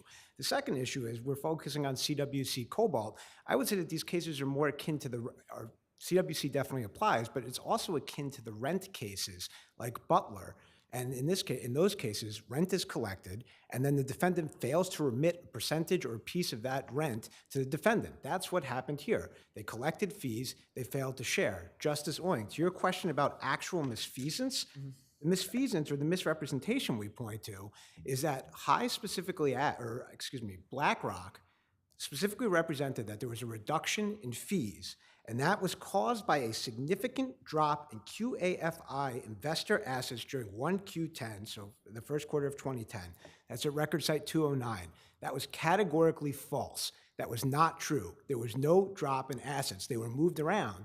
And had we known that, we then would have inquired as to why these assets were being moved around, and that would have put us on the notice, and that would have given us the opportunity to inquire as to this movement, and that would have triggered us and let us know that they were moving assets around and not remitting fees, and they were doing that inconsistent with the terms of the agreement. So you said you asked about that way back when. They gave you an answer, you relied upon their answer, nothing happened after that for many years? Correct, and nothing happened for many years afterwards because they provided us with the reports that had a line in them. BlackRock claims that line is an omission. It's not. It's the equivalent. Your position is that you were supposed to get these fees no matter where these assets went, which is your position, no matter where they were invested.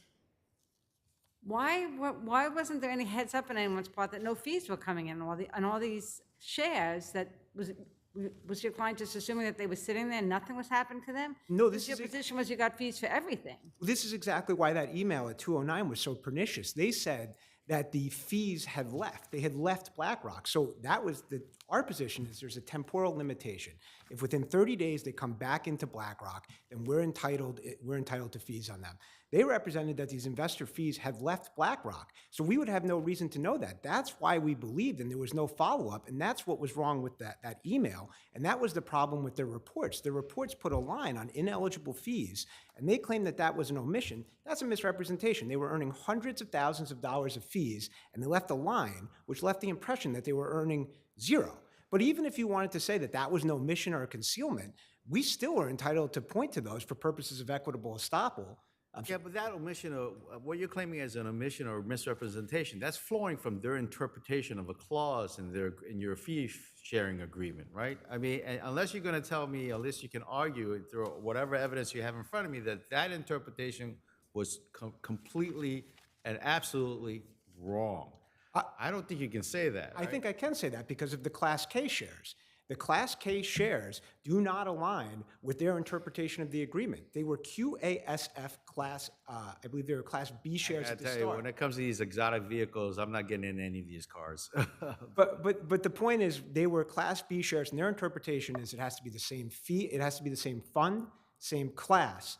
And this Class K share proves that that's not true because the QASF Class B shares were redeemed into QAFI Class K shares. That's a mouthful, I know, and I apologize. But the point is... You said it very well, though. Yeah, thank you. I've been practicing. Yeah, over and over and over. Kudos to you for that. And to the extent that they were paid into the Class K, and they paid us fees on Class K, that entirely undercuts their argument about the interpretation of the agreement.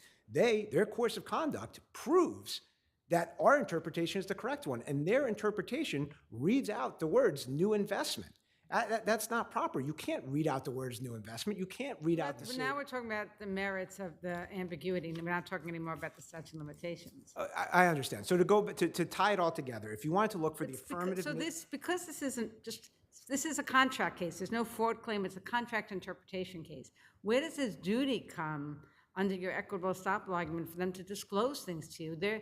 Why isn't their only obligation to read the contract in a way that's they consider to be reasonable and give the fees that they consider to be the reasonable fees under the contract? Where does equitable estoppel come into a basic contract claim? The equitable estoppel comes in because under the terms of the contract, they were required to provide us with accurate reports. This is a duty of good faith and fair dealing. They're basically saying we don't have to provide you accurate information, and that's particularly, again, that's a problem in this case because they misrepresented to us in their documentation what was happening. They told us that the fees were reduced because the assets had left BlackRock. That's not true. They can't misrepresent what's happening under the terms of the contract and then just provide us with reports that continue and perpetuate that misrepresentation. That's not consistent with any law of contract interpretation. If the court would like, I can get into the issue of the merits, or I can continue on the equitable estoppel. You have 20 seconds left, so... You know what? I think I'll save it for reply then. I'll save it for reply. Okay, thank you. Let me start briefly with continuing wrongs. I don't think the court got there. What about the argument wait, let me just set the clock, I'm sorry. What about the argument counsel made that these reports were misleading and that you had an obligation under the contract to give reports that were not misleading, and that's enough to invoke the equitable... Well, I understand him principally to be talking about that email exchange in 2010. I can start there. I could talk about the reports. I think the reports are, in some ways, even easier, right? The report gave them exactly what they wanted. Saying that's an affirmative misrepresentation strikes me as very tough. Strikes me as really tough to make out an affirmative misrepresentation here against the backdrop of cases like Zampano, which don't even view the Catholic Church as moving priests around as affirmative misrepresentation in a sexual offense case, right? This is a narrow category. I think this really does get teed up through that 2010 email exchange, but the best place to start on that, again, is reliance, Your Honors. Even if you spot them in affirmative misrepresentation there, which you shouldn't, there's no case for reliance there. If you look at their briefs at 127 through 130, if you look at Rabich's declaration, the only thing he said he relied on were the reports, not on this email exchange. Consistent with your comments earlier, Justice Owing, I don't think this Record 209 can reasonably be read in any way as malfeasance. Our friends on the other side keep excising the sentences. What it says, there's a significant drop of QAFI's investor assets during the first quarter of 2010. The next sentence explains exactly what that drop was. There was one investor that redeemed $317.5 million from Class C and F. They attached the report that shows that very drop. They're not saying there's some other thing that's dropping. Indeed, this really goes to a duty to speak because there are other drops here that no one discusses. Lorica also dropped in that same report, but we're not saying, oh, Lorica also dropped. We answered the question in the easiest way possible. It's not malfeasance. It's a truthful explanation. The duty to speak, in my mind, would be triggered if you changed a course of conduct or you did something different from the inception. I mean, you took an interpretation, you ran with it. This is the algorithm you put in place, and you've got everything reporting. And unless you change something, they can point that you changed the protocol somewhere in between, then there may be question about whether or not there was a duty to tell somebody, like, oh, well, by the way, now we're doing X, Y, and Z now. And I think I agree with all of that. I think to anticipate my friend on the other side's argument, they'd say or have said that Class K is that change. But I think they've got course of performance kind of backward here. We're performing the exact same way all the time, except for this 20 grand in fees that's erroneously classified. And when you look at Class K, it's really funny, the 3 reports it's on, because it assigned a 20% reduction to Class K, even though it was in the fund that had a 36% fee. It's clearly an error, just as the testimony bears out. Thank you. Thank you, Your Honors.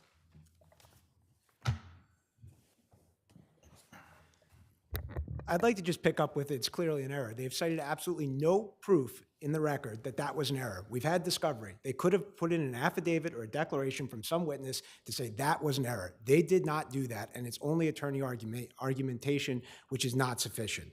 And that is correct. I'm going to point to Class K. And Justice Swing, to your question about did they start a course of performance one way, shifted, Class K is that evidence. They did change it. We have 2 interpretations now, and that is the issue here. Under Class K, they paid those fees. That was a non-enumerated share class. Seems like a better argument, though, for the contract interpretation than it does for the equitable estoppel. Well, but then again, that goes to the point of the 209 and the misrepresentation in 209. And there are a legion of cases where a half-truth is insufficient and can trigger equitable estoppel. That's the compute. But equitable estoppel is the rare doctrine. I'm sorry, what was that? Equitable estoppel is the rare doctrine. It's something that's sparingly used. But this is that rare rarely in contract cases. But this is that rare circumstance here because of the misrepresentation. There's an affirmative misrepresentation as to what is happening here. And then you couple that with the reports, and the reports failed to disclose this information. This was misleading. It was a half-truth. And under compute possibilities unlimited, a half-truth is enough. Under silence in the face of explicit contrary assumptions. Wait a second. The reports are, unless I heard something wrong, the reports were exactly what you wanted. They gave you information you wanted. So how could that be misrepresentation? So they were inaccurate because the Class C and the Class F shares, there was a column that had ineligible fees. They did not report that they were collecting ineligible fees on that. When they executed the transaction with the Class R, they should have reflected there that they were earning ineligible fees on that, having made that transfer. That is the misrepresentation in those reports. They were earning fees on it, and they should have reflected that in the report. The failure to do so was a misrepresentation. Call it a misrepresentation, call it an omission. We're talking about Zampano. The cases stand for the proposition where there's a misrepresentation, where there's an omission absent a misrepresentation, you need a fiduciary duty. Here we have that misrepresentation. Thank you. Thank you. The next case is Goldman versus Abraham Heschel School, and Justice Kapnick is disqualified on that case.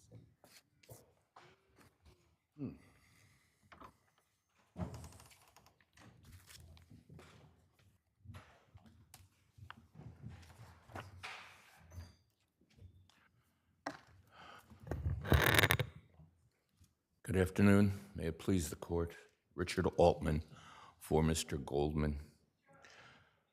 This case involves a loving father who objected to what a private school intended to teach his daughter, an 8-year-old girl. this is not a state-mandated curriculum. It was made clear during his conversations that this is what the school thought was appropriate. Counsel, the So- question is whether there's defamation, not, why don't you get to the defamation issue?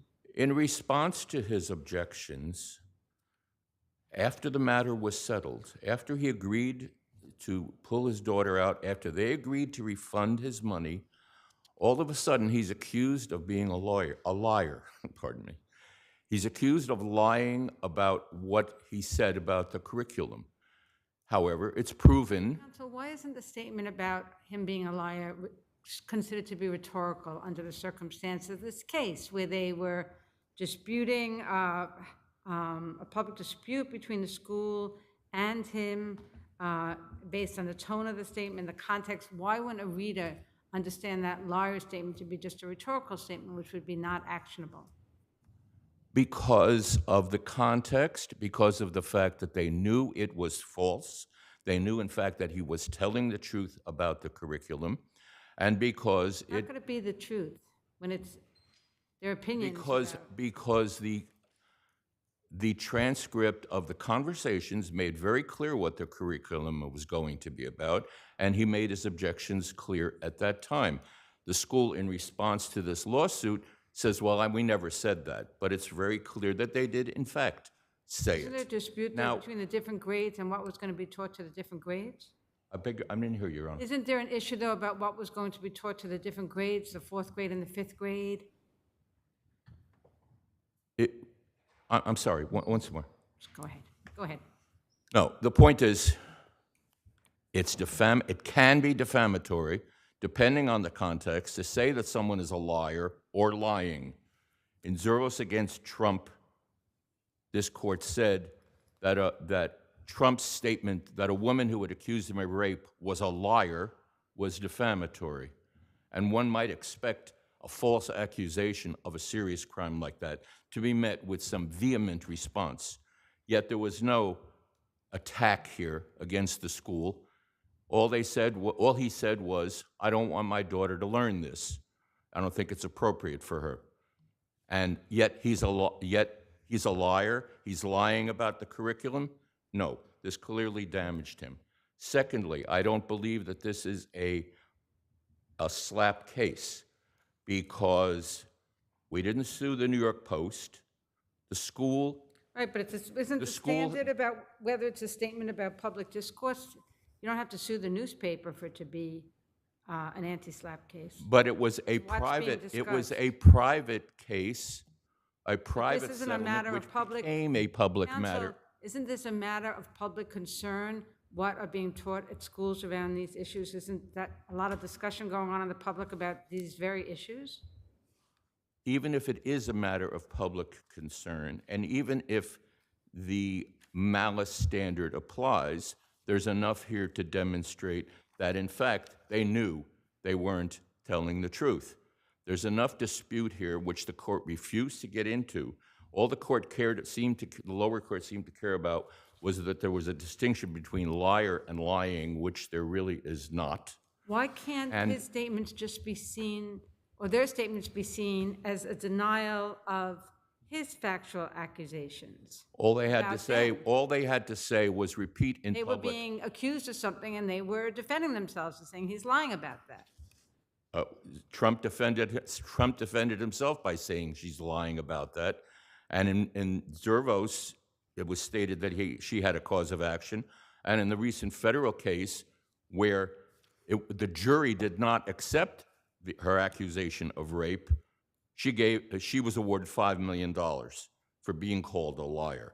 So depending on the context, it can have some serious implications. And all that matters here. How do you take into account the circumstances in this case, which is where... I'm sorry, Your Honor. What about the circumstances in this case where they were having a debate with each other about what the curriculum was? How do we look to that in this case to determine? But they weren't having a debate. They had a conversation in which he objected, and they said, well, okay, I guess you'll take your daughter out. We'll miss her. And they took her out, and they agreed. Counsel, you're not letting me even ask questions. I'm sorry, Your Honor. Just go ahead, go talk. No, I beg your pardon, please. Go ahead. I'm sorry, I didn't mean to. point is that even if the statute applies, there is dispute over the facts, and there was sufficient here to allow the case to go forward. The trial judge said, you can't have discovery, but then it's your fault because you didn't bring in testimony from the other parents who are objecting to the curriculum. You can't have it both ways. The contradictions between what they said and what the curriculum actually was were sufficient evidence of malice. So the last point I want to make is about... Well, your time's up. You have time to rebuttal. All right. Okay? Good afternoon. May it please the court. Michael Bachman on behalf of the Heschel School. With respect, my friend has completely mischaracterized the surrounding circumstances here. This all started because Mr. Goldman chose to launch an unprovoked campaign against the Heschel School in which he accused them falsely of child abuse, of teaching his daughter about white privilege, about teaching about the murder of George Floyd, and supposedly telling his fourth grade daughter, or asking her the question, if you were transgender, what would your pronouns be?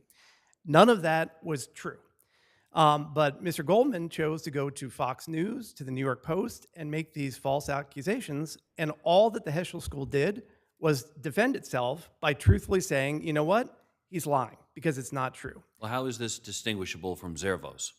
Your Honor, we don't even need to get to the question of an opinion, because in this case, we have offered substantial evidence that what we said was true. We didn't teach any of these things. We had a factual foundation for saying that he was lying, because he was, and we certainly There was don't... a situation where I think I read in the record where the wife told the school that they were moving to Florida for Yes, Your financial Honor. reasons, right? That was one of the they reasons. got blindsided when they saw this going into the press. Like, where did this come from? The school was completely blindsided, Your Honor, and originally they chose, there was first a New York Post article where he made these accusations. They chose not to respond. Then he goes to Fox and Friends, and Fox and Friends sends him a statement, well, this is what the New York Post is saying, and we politely said he's mischaracterizing our curriculum, because you know what? He was mischaracterizing our curriculum. And he wasn't done. Then he goes to the New York Post again, and we receive an email saying that we had taught his fourth grade daughter, if you were transgender, what would your pronouns be? That is 100% false. And Judge Owen, to your point, he also said that folks were yanking their kids out of school based on the curriculum. Again, that was 100% not true. Well, can someone be mistaken and not be lying? Could someone be mistaken and not lying? Well, there can't be actual malice, Your Honor, on our behalf if we reach the conclusion that he's lying because he's completely misrepresented what our curriculum is. And I think what's really important here is this is an anti-SLAPP case, okay? And I think the court's recent decision in the Reeves case, which I submitted as supplemental authority today, Very much familiar with it. Your Honor was on the panel, and under Your Honor's concurrence, there's no way this case can survive because we offered a mountain of evidence showing that everything that we said was true, and the plaintiff offered no evidence, zero, nada, suggesting that anything that we said was defamatory or made with actual malice. What about the plaintiff's, claim that he wasn't able to do so because of the dismissal and there was no discovery, so he didn't have an opportunity to bring in the other parents who had allegedly pulled their children out of the school? 2 points on that, Your Honor. First of all, this court said in the Carey versus Carey case, the Gillespie case, and the Reeves case that it's the whole purpose of the anti-SLAPP rule is to, make sure that there's some heft behind the complaint. And then Judge Owing, in your concurring opinion, I think you made the point, if he thought there was an issue about that, the statute gave him a remedy, which was to file an affidavit which said, this is the discovery that I need. He didn't do that either. So, basically there's simply no record here other than that what we said was accurate and correct. Unless the court has any other questions, I'll rest on our briefs. Thank you.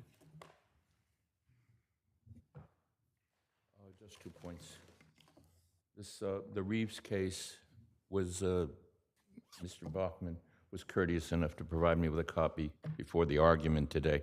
I haven't had a chance to review it. I would make an application that perhaps the effect of this case is rather serious on this one, and perhaps the court would permit supplemental briefing of it. Well, we're just going to read the case the way you would read the case, so All right. we're pretty good at that. The last point I want to make is about the distinction between a motion for legal fees under the anti-SLAPP law and a claim for legal fees. I've made it very clear, I think, in my both briefs, about why a motion is not sufficient. The Reeves case, I did note in the Reeves case, the defendant made a claim, a counterclaim. So therefore, that distinction, I think, is significant. I think it has to be examined. And I think that here, a motion is not sufficient. And that's why the legal fees aspect, even if I'm totally wrong about everything I've said, even if the case is dismissible under anti-SLAPP, they're not entitled to legal fees because they only made a motion and not a claim. Thank you. And the cases make very clear I'm sorry, you have the more distinction. time. You have more time. Doesn't make sense, actually. Go ahead. I think that's it. That's it. Yeah, that's it. I don't know why it's still going. Okay, thank you. It's weird I put in one in there. Did you? Oh, Okay, thank you. it's going up. Okay.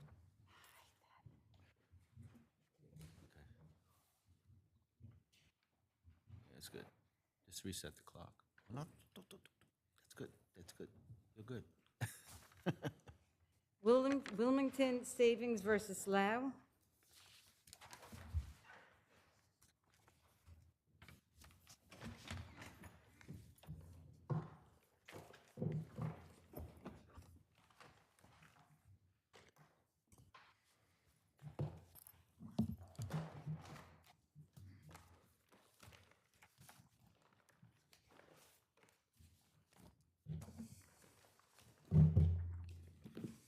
You have to start your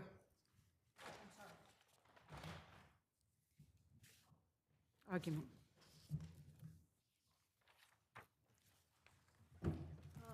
Good afternoon.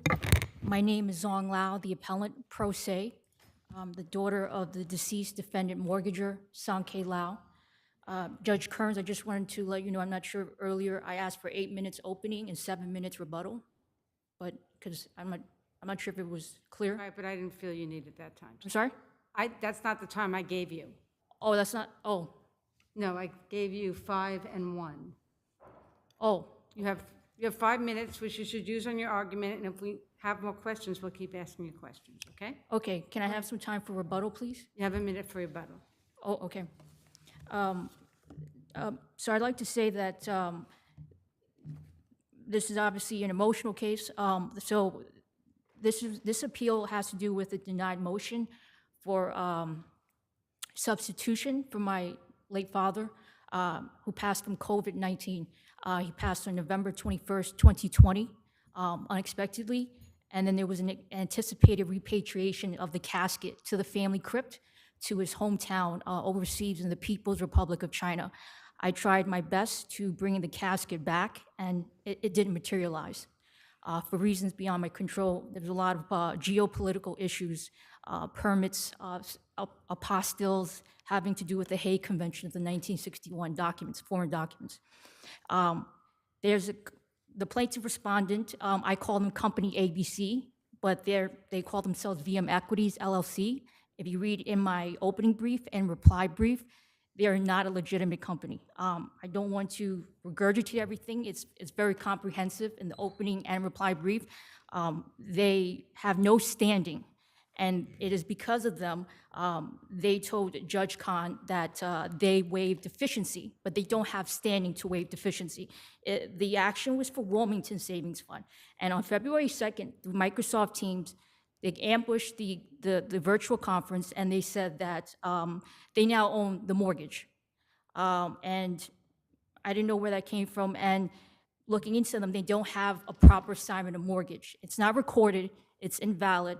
If you read the briefs, I cited all the banking laws. Under New York law, to have standing, you need to have it recorded. And they also are not registered with DFS, Department of Financial Services, state regulatory. In the exhibits under the record, I know I'm short on time. I reached out to DFS, and they said that they have no record of VM Equities LLC. That's why they are called in my brief Company ABC. And now the substitution. The claim against my father was not extinguished, requiring substitution. One critical events that affected the merits of the case requiring substitution, and I'm being his daughter, successor in interest, heir at law, and now the homeowner, and also the tenant in the home. He died before the successive notice of pendency filed on January 25th, 2021. It's in the record on appeal. He died before company ABC's unrecorded alleged assignment of mortgage made on January 10th, 2022. There's no record of it with ACRIS. He died before the submission of the motion for a judgment of foreclosure and sale, which was marked fully submitted on February 2nd, 2022, the same day that company ABC alleged that they took over the mortgage for Wilmington. They have no mortgage. They basically, from what my understanding is, that they meet on the dark web, and it's biggerpockets.com, and they use industry jargon like assignee, mortgagee. They give the false impression that they are this big bank, and they're not. It's a home operation, it's an illicit operation, and it's borderline criminal.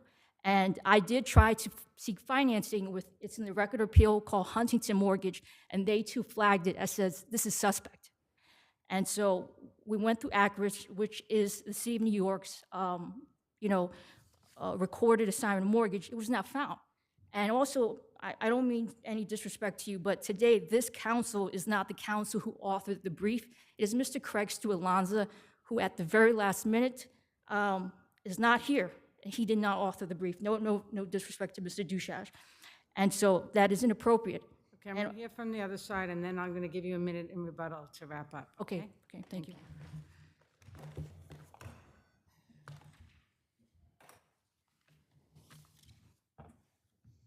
Good afternoon. May it appease the court. Anthony Duché, I'm counsel to the plaintiff, respondent. Having listened to some of those outlandish arguments presented by this appellant. Counsel, when did this foreclosure action begin? I'm sorry? When did the foreclosure action begin? 2019. Excuse me, 2009, February 9, 2009. That's when the original lender commenced the foreclosure proceeding. And, just to get to the short of it here, there's absolutely no issue whatsoever with standing here. This appellant is just simply grasping at straws here. This has been a 15-year period in which a mortgage has not been made on this residential dwelling, dating back to September of 2008. If there was ever any time for this appellant to seek substitution or to become an intervener, that time has passed. And so from our standpoint, there is absolutely no reason to disturb the ruling of the lower court. And we believe that the lower court... So why don't we put your arguments into date format? So the action started in 2009. 2009. The order for foreclosure was when? And at some point, there had been a stipulation of settlement. This borrower, who was then alive, had agreed to pay the sum of $575,000 to satisfy the mortgage. That never happened. What happened instead was there was a flurry of bankruptcy activities, right? All in an effort to continue to forestall the payment that was no doubt due on this loan. It never occurred. Eventually, we got to the point where we were granted a judgment of foreclosure and sale, and that was 2022. We also had a scheduled public auction, and there had been a stay there because the appellant here had sought an application to stay that sale. And that's the first instance where she sought substitution and to intervene in the matter. And the trial court here was correct in its decision. They gave this ample time and looked at this case very carefully and determined that the appellant here is not a necessary party. She might be an interested party, but she wasn't a necessary party, right? And, I should also point out that at no point in time did the appellant ever make any attempt whatsoever to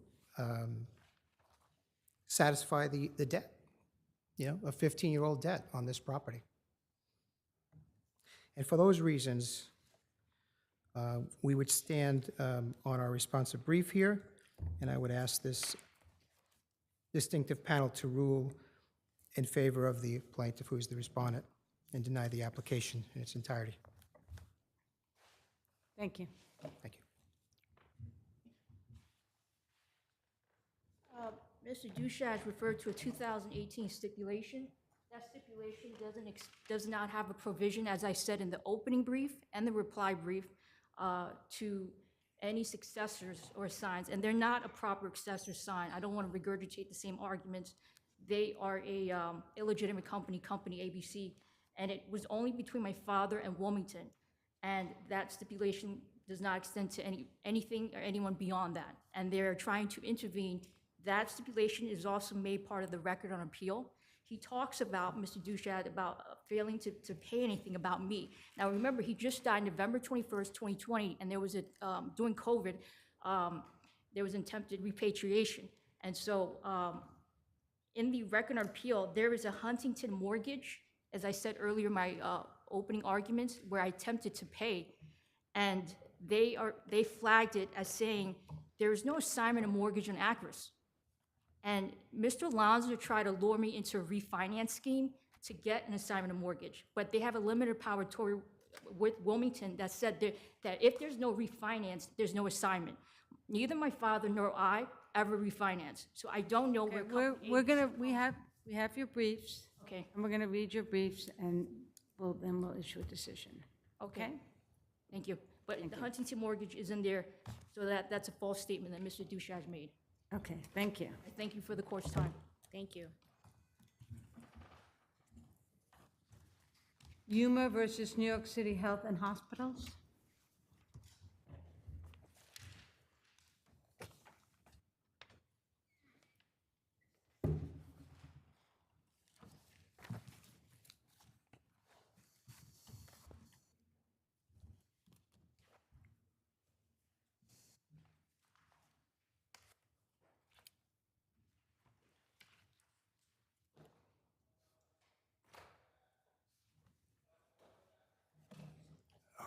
May it please the court, Casey Okoli appears for the appellant. The issue in this appeal lies within a very narrow compass. It's essentially this. I submit that the dispositive issue here is whether or not the respondents, as employees of the Health and Hospitals Corporation, are entitled to a notice of claim as a condition precedent to the commencement of this suit. The answer to that is found in the General Municipal Law, Section 50E1B, which is a clear no. It couldn't have been clearer. The law couldn't have been clearer on that. It says,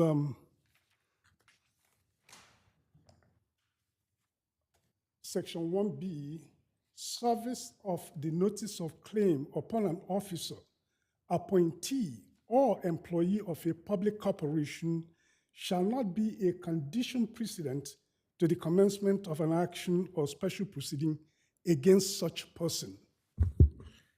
Then it goes on. Counsel, the plaintiff, my notes here indicate that there was a motion by the plaintiff to serve a late notice of claim on HHC at some point? Yes, the Okay, HHC. yes, Two different things. that was denied, correct? Yes. And the court also sua sponte dismissed the complaint. No, as to HHC. Correct. So that if you don't get the employer, how do you get the employees? Because the employees were acting in their capacity as. No, the employees were joined, they were all parties to the lawsuit. Yes, correct. But they're employees of HHC, so if you can't get the employer, they're tied, they're joined, right? One can't go without the other. If you don't have the HHC, how do you get the HHC's employees? They have different protections under the law. Let me just finish up this section so that you see why it doesn't apply to them in this case. The second sentence says, if an action by the way, the motion we made was with regard to the right of HHC itself to a notice of claim. The right of HHC to a notice of claim is distinct and different from the right of an employee to a notice of claim. That is the point that I'm making. The second sentence, the sentence goes on, it says, if an action or special proceeding is commenced against such person, but not against the public corporation, that in itself makes it inapplicable here, because we commenced an action not only against the public corporation, but also the individuals. The second sentence applies where you are suing only the individuals, because it recognizes that you may choose to leave out the corporation and sue the individuals who committed the tort. You can do that. If you do that, then there will be need to serve the public corporation subject to certain conditions.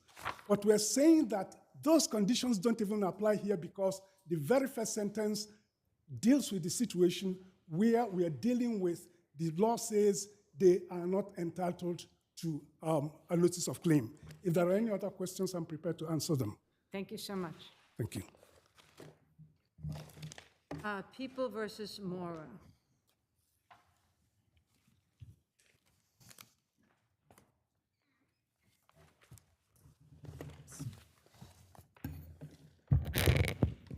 Good afternoon. My name is Danielle Bernstein from the Legal Aid Society, and I have the privilege of representing Antonio Mora. Your Honors, because the record does not reflect that a jurisdictional prerequisite was met in this case, namely that Mr. Mora signed the waivers of indictment in open court as is required, this court should vacate his convictions. Now, we're talking about a pretty narrow question within our statutory scheme, and I'd like to begin with the black letter law, if I may.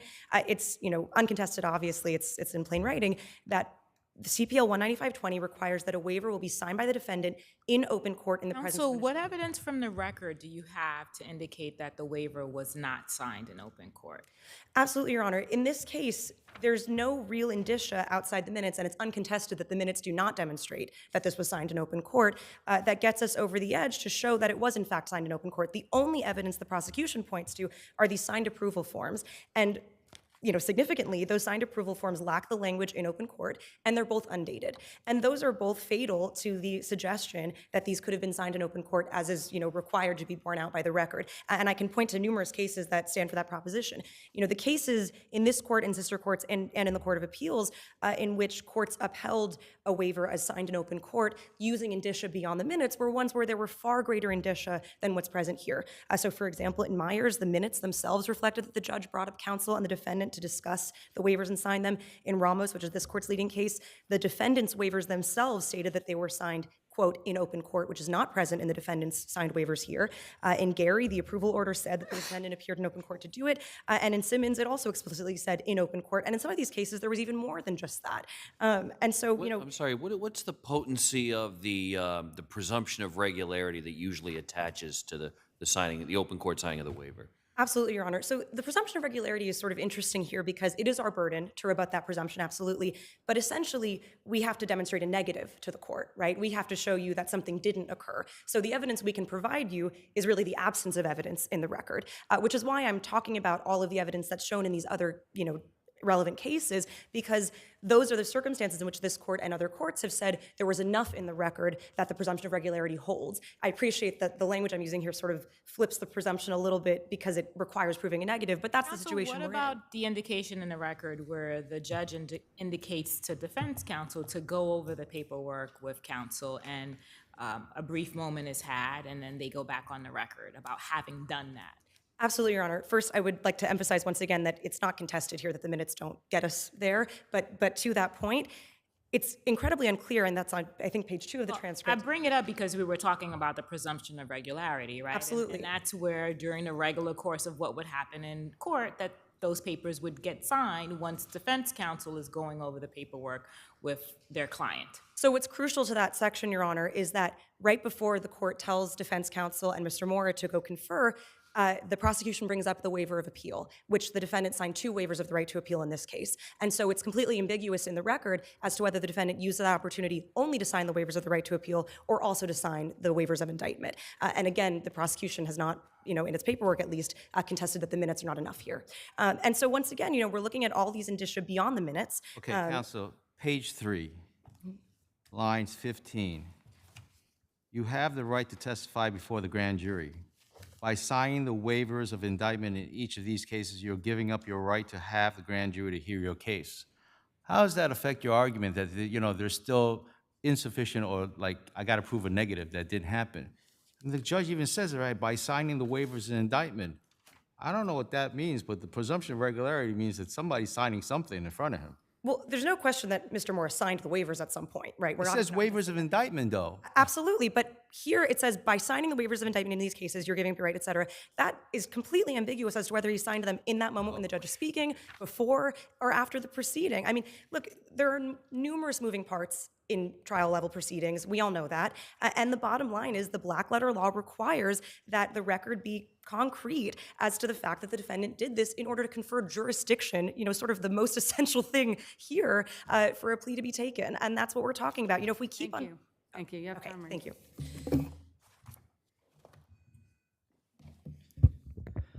So there's ample evidence. Oh, Paul Anderson for the People. Good afternoon, may it please the court. There's ample evidence in the record here, and I think when the record itself or the transcript is ambiguous, and conceding that it might be ambiguous, this court can look beyond that to the judgment roll, and we have this form, which the purpose of that form is to sign by the court, to certify, to put it in that judgment roll for this court to look at and say... How do you interpret that statement that I read, by signing the waivers and indictment? Is that unclear as to whether or not the indictment was signed in open court?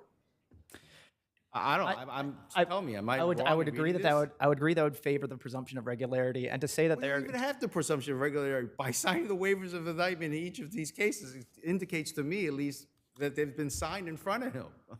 Yes, Your Honor, that's a reading of it, and I would latch onto it as well, but I think the whole point of this extra document here is so that we don't have to go try to interpret whatever contrary possible interpretations here. Here we have, it appears to the satisfaction of the court from the proceedings held that the waiver of indictment executed by the defendant complies with the provisions of section 190.10 and 190.20. Within 190.20, it has the language that it has to be executed in open court.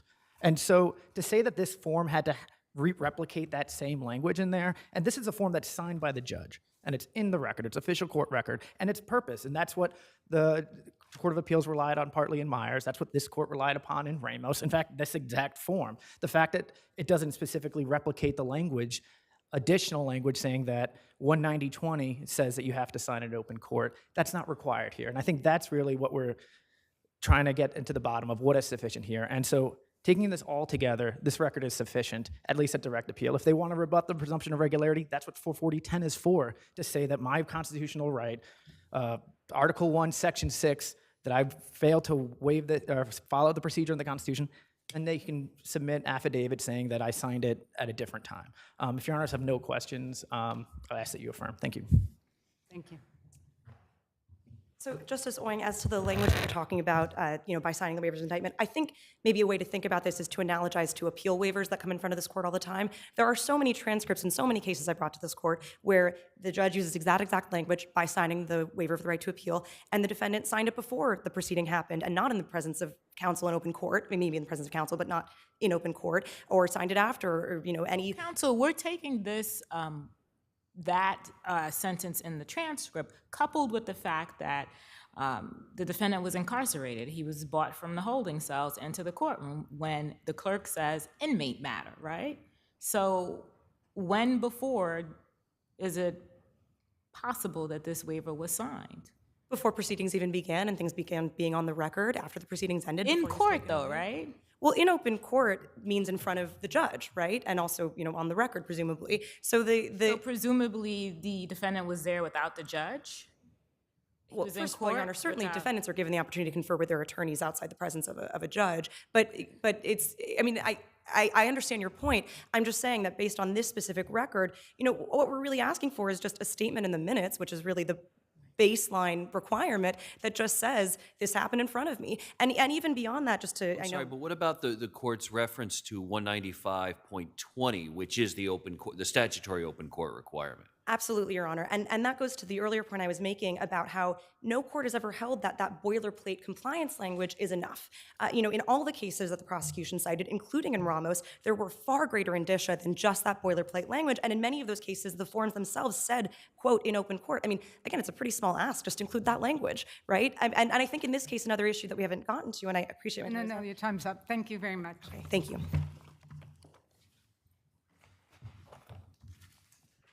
Clover Private Credit versus Sandberg.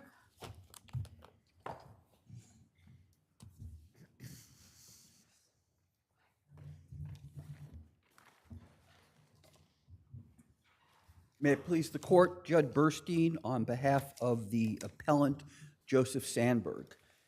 This is a case where there was a foreclosed upon loan, sale of collateral.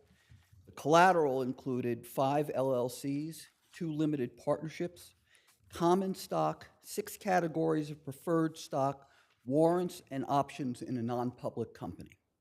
The lower court here held that as a matter of law, that the disposition of this collateral. Okay, why do you think that you're arguing that the court's decision to dismiss the affirmative defenses as well as the counterclaims was incorrect?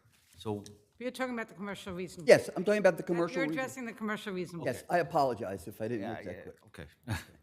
I wanted, in a few minutes, I wanted to hit on what I think. You wanted to hit the commercial reasonable Yes. before you address the other affirmative. And I apologize if that wasn't clear. This is a case where the court held as a matter of law that 2 publications, 1 day each, of a notice, one in the Wall Street Journal, one in the Anchorage Daily News, that standing alone is sufficient to demonstrate commercial reasonableness. Sir, was there? I was going to say 6-point font, too. You forgot to say it was a 6-point font. It was a very small type that was being advertised in the paper. Yes, 6 Supporting points. your, Yes. supporting your I took some time away, but I'm giving it back to Yeah, you. well, thank you. I forgot about that one. I mean, did you have a question? Yes. What if any relationship was there between the collateral and the state of Alaska? well, that's an interesting one. There is this is what the record shows. One of the companies was an Alaskan, I think it was an LLC, but we alleged in the counterclaims that there was nothing that would give an indication that that company operated any business in Alaska. That's one of the reasons we didn't have discovery. It's our view what this was an opportunity to, in essence, make it look as though there was a commercially reasonable disposition. But the fact that they put an ad in the Anchorage Daily News for 1 day, 10 days before the notice, to us is an indication that this wasn't really. And I also ask, was the price that was obtained at the bid by the one bidder on behalf of the plaintiff also something that comes into your argument about what commercial reasonableness? Absolutely. Because you were securing a $145 million loan when you entered into the loan about 18 months before, and now they sold all of this collateral for $10 million on behalf of someone on their part. And it's actually even worse than that because it was $7 million for all the non-public assets. And it's a paragraph 44 of our counterclaims. We allege that they themselves, after the sale, had valued some of this collateral at $113 million.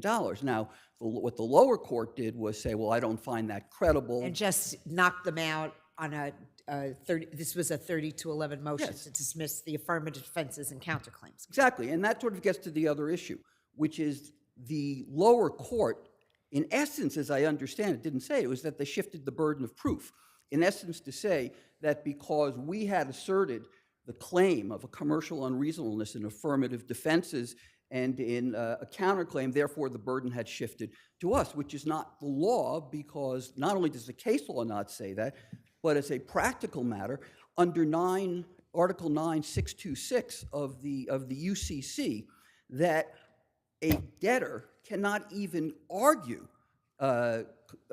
commercial unreasonableness unless he first raises it. Counsel, as a what about defense. the arguments regarding ratification before your time's up? Sorry, I didn't hear? The arguments regarding ratification, having ratified the loan agreement? Yeah, well, the ratification, I would just say, goes to a separate issue. Even if we were to even if there was a ratification, that still there couldn't have been a ratification of the commercial reasonableness. No, I understand that.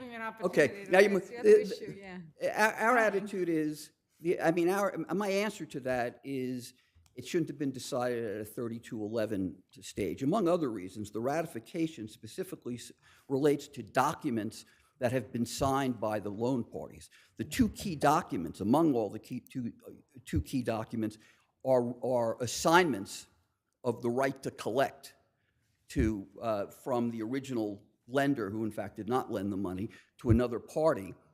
Those were never signed by my clients. The scope But of the loan agreement number 3, I believe, was signed by your client, right? the original loan agreement was signed by my client. It was supposed to be a loan from a company known as Bermudez to a company called In Loving Memory of Bruce. The defendants here. I think my colleague's asking me about the Third Amendment, though. What? My colleague is asking me about the Third Yeah, Amendment. Third Amendment is also true. It was signed by. That's the one that has the ratification. Yes, that has the ratification.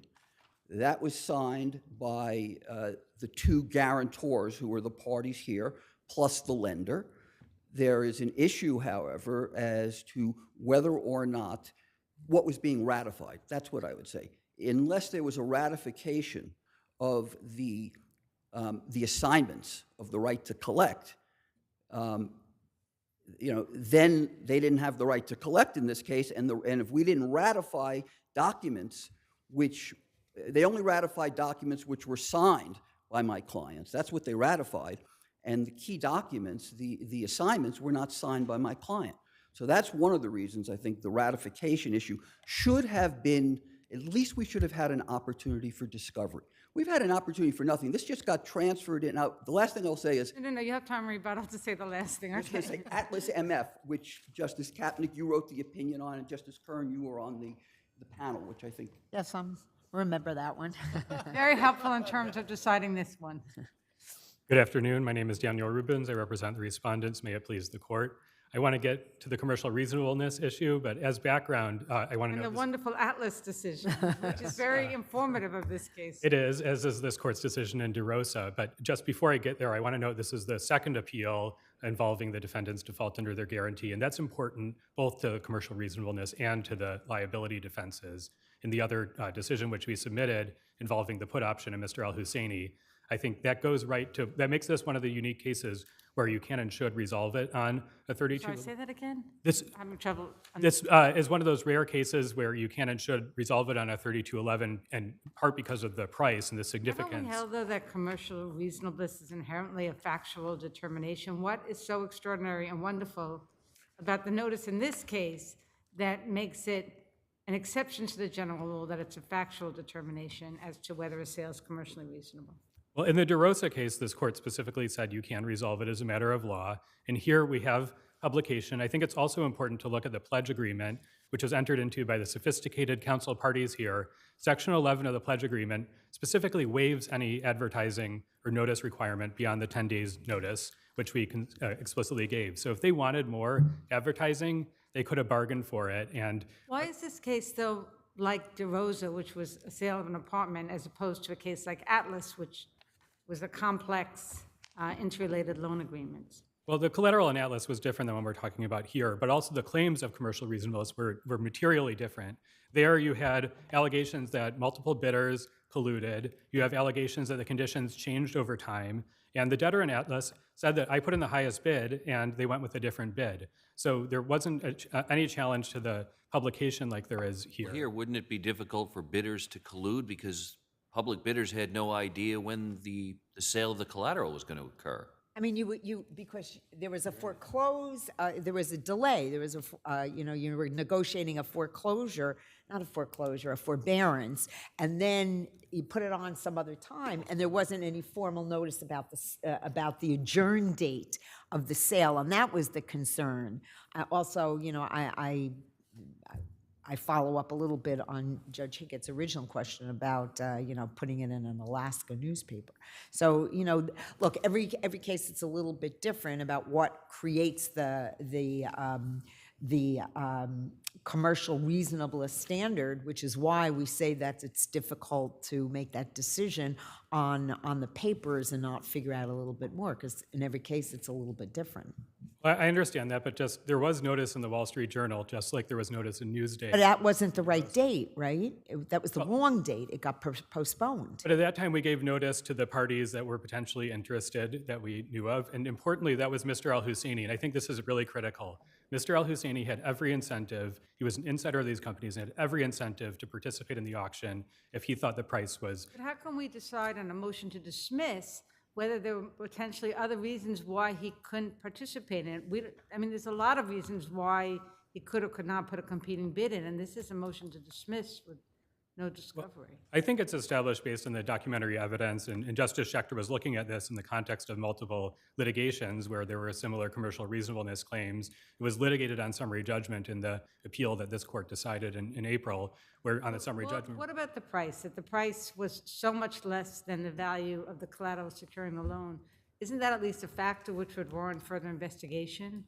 Well, I don't think so. As a general matter, price is never sufficient to demonstrate commercially unreasonable. I mean, but this was 10, I mean, this was 10 million as opposed to 145 million. I mean, that's a huge difference. Well, if that was right, then Mr. Al-Husseini should have gotten that collateral at a bargain. He didn't participate at all. The other point on that, because I know I mentioned that, is that this collateral was declining in value over time. You can see that with the Blue Apron stock, which was part of the collateral. That was initially in the valuation that Mr. Sandberg provided, somewhere around 60 million. And then that was liquidated for about 3 million. It went down a lot. So some of these valuations that council's referring to are based on the origination, not the time of the My understanding of UCC, it's all about reasonableness. It's all about public auctions or public nature of things. Do you have anything in the record here that allows you to postpone your original date and not tell anybody else, or not tell, or at least advertise the new date? Because you're saying that only the people who, you say, my notes here indicate that we notified everybody that was on the ready to go on the first date, and that was it. So is there anything in the record that allows you to just do that and not open up the publicity again? We did reserve the right to do that, and we had advertised it earlier. You never did it, though. We reserved the right to postpone the auction. Yeah, I'm not saying, you're okay to postpone, but in terms of advertising the new date, I mean, is there anything in the record that allows you to say, I don't have to advertise it? Well, he waived any right to require advertising in the pledge agreement. And I just would note that the types of allegations— Did he also waive the protections of the UCC with respect to the commercial reasonableness of the sale? No, he did not, but that you can look to the parties' agreement to assess the standard. Just the arguments for commercial unreasonableness here are the types of arguments that any debtor can bring who's facing a deficiency judgment. You can always say, there should have been more notice, I should have gotten a higher price, and that's why I think in DeRosa, this court recognized when it's just conclusory ipsa dixit allegations, you should have publicized it, I would have gotten a higher price if you did publicize it, then any debtor in this position is going to be able to come in, survive a 3211 motion, subject the secured party to expensive discovery, potentially a trial, just based on this after-the-fact complaint that they could have gotten more, they could have done more. Thank you. It's going to be very, very quickly. Justice Kern, I think Justice Higgins, you were on the panel in Al-Husseini, and that decision was, we didn't get to the issue of commercial reasonableness because the question was whether or not it was a conditioned proceeding. I would say that's true. Most defendants can come in and say, I'm entitled to discovery and to make an argument about commercial reasonableness. This was at 3211. And then the only last thing I want to say here is, aside from the fact that there were no other bidders compared to Atlas, if you were to look, my adversaries have showed you that Justice Schechter actually also is now granted summary judgment in this case, finding that, in essence, my clients were collaterally stopped from arguing commercial reasonableness because their counterclaims and affirmative defenses were dismissed. And that in essence, relieved them even of something they were obligated to do under the UCC, which the UCC says that is not even waivable. And there was no waiver of the right to a commercially reasonable sale. And here, I know my time is up, here, in fact, it was adjourned twice. And nobody would have known. And for my adversaries to say, well, all the interested people knew, well, then you didn't even need a public notice, because the only interested people apparently were my clients in this case and Mr. Al-Husseini. That's not the point of having a commercially reasonable sale. Thank you. Listen, thank you.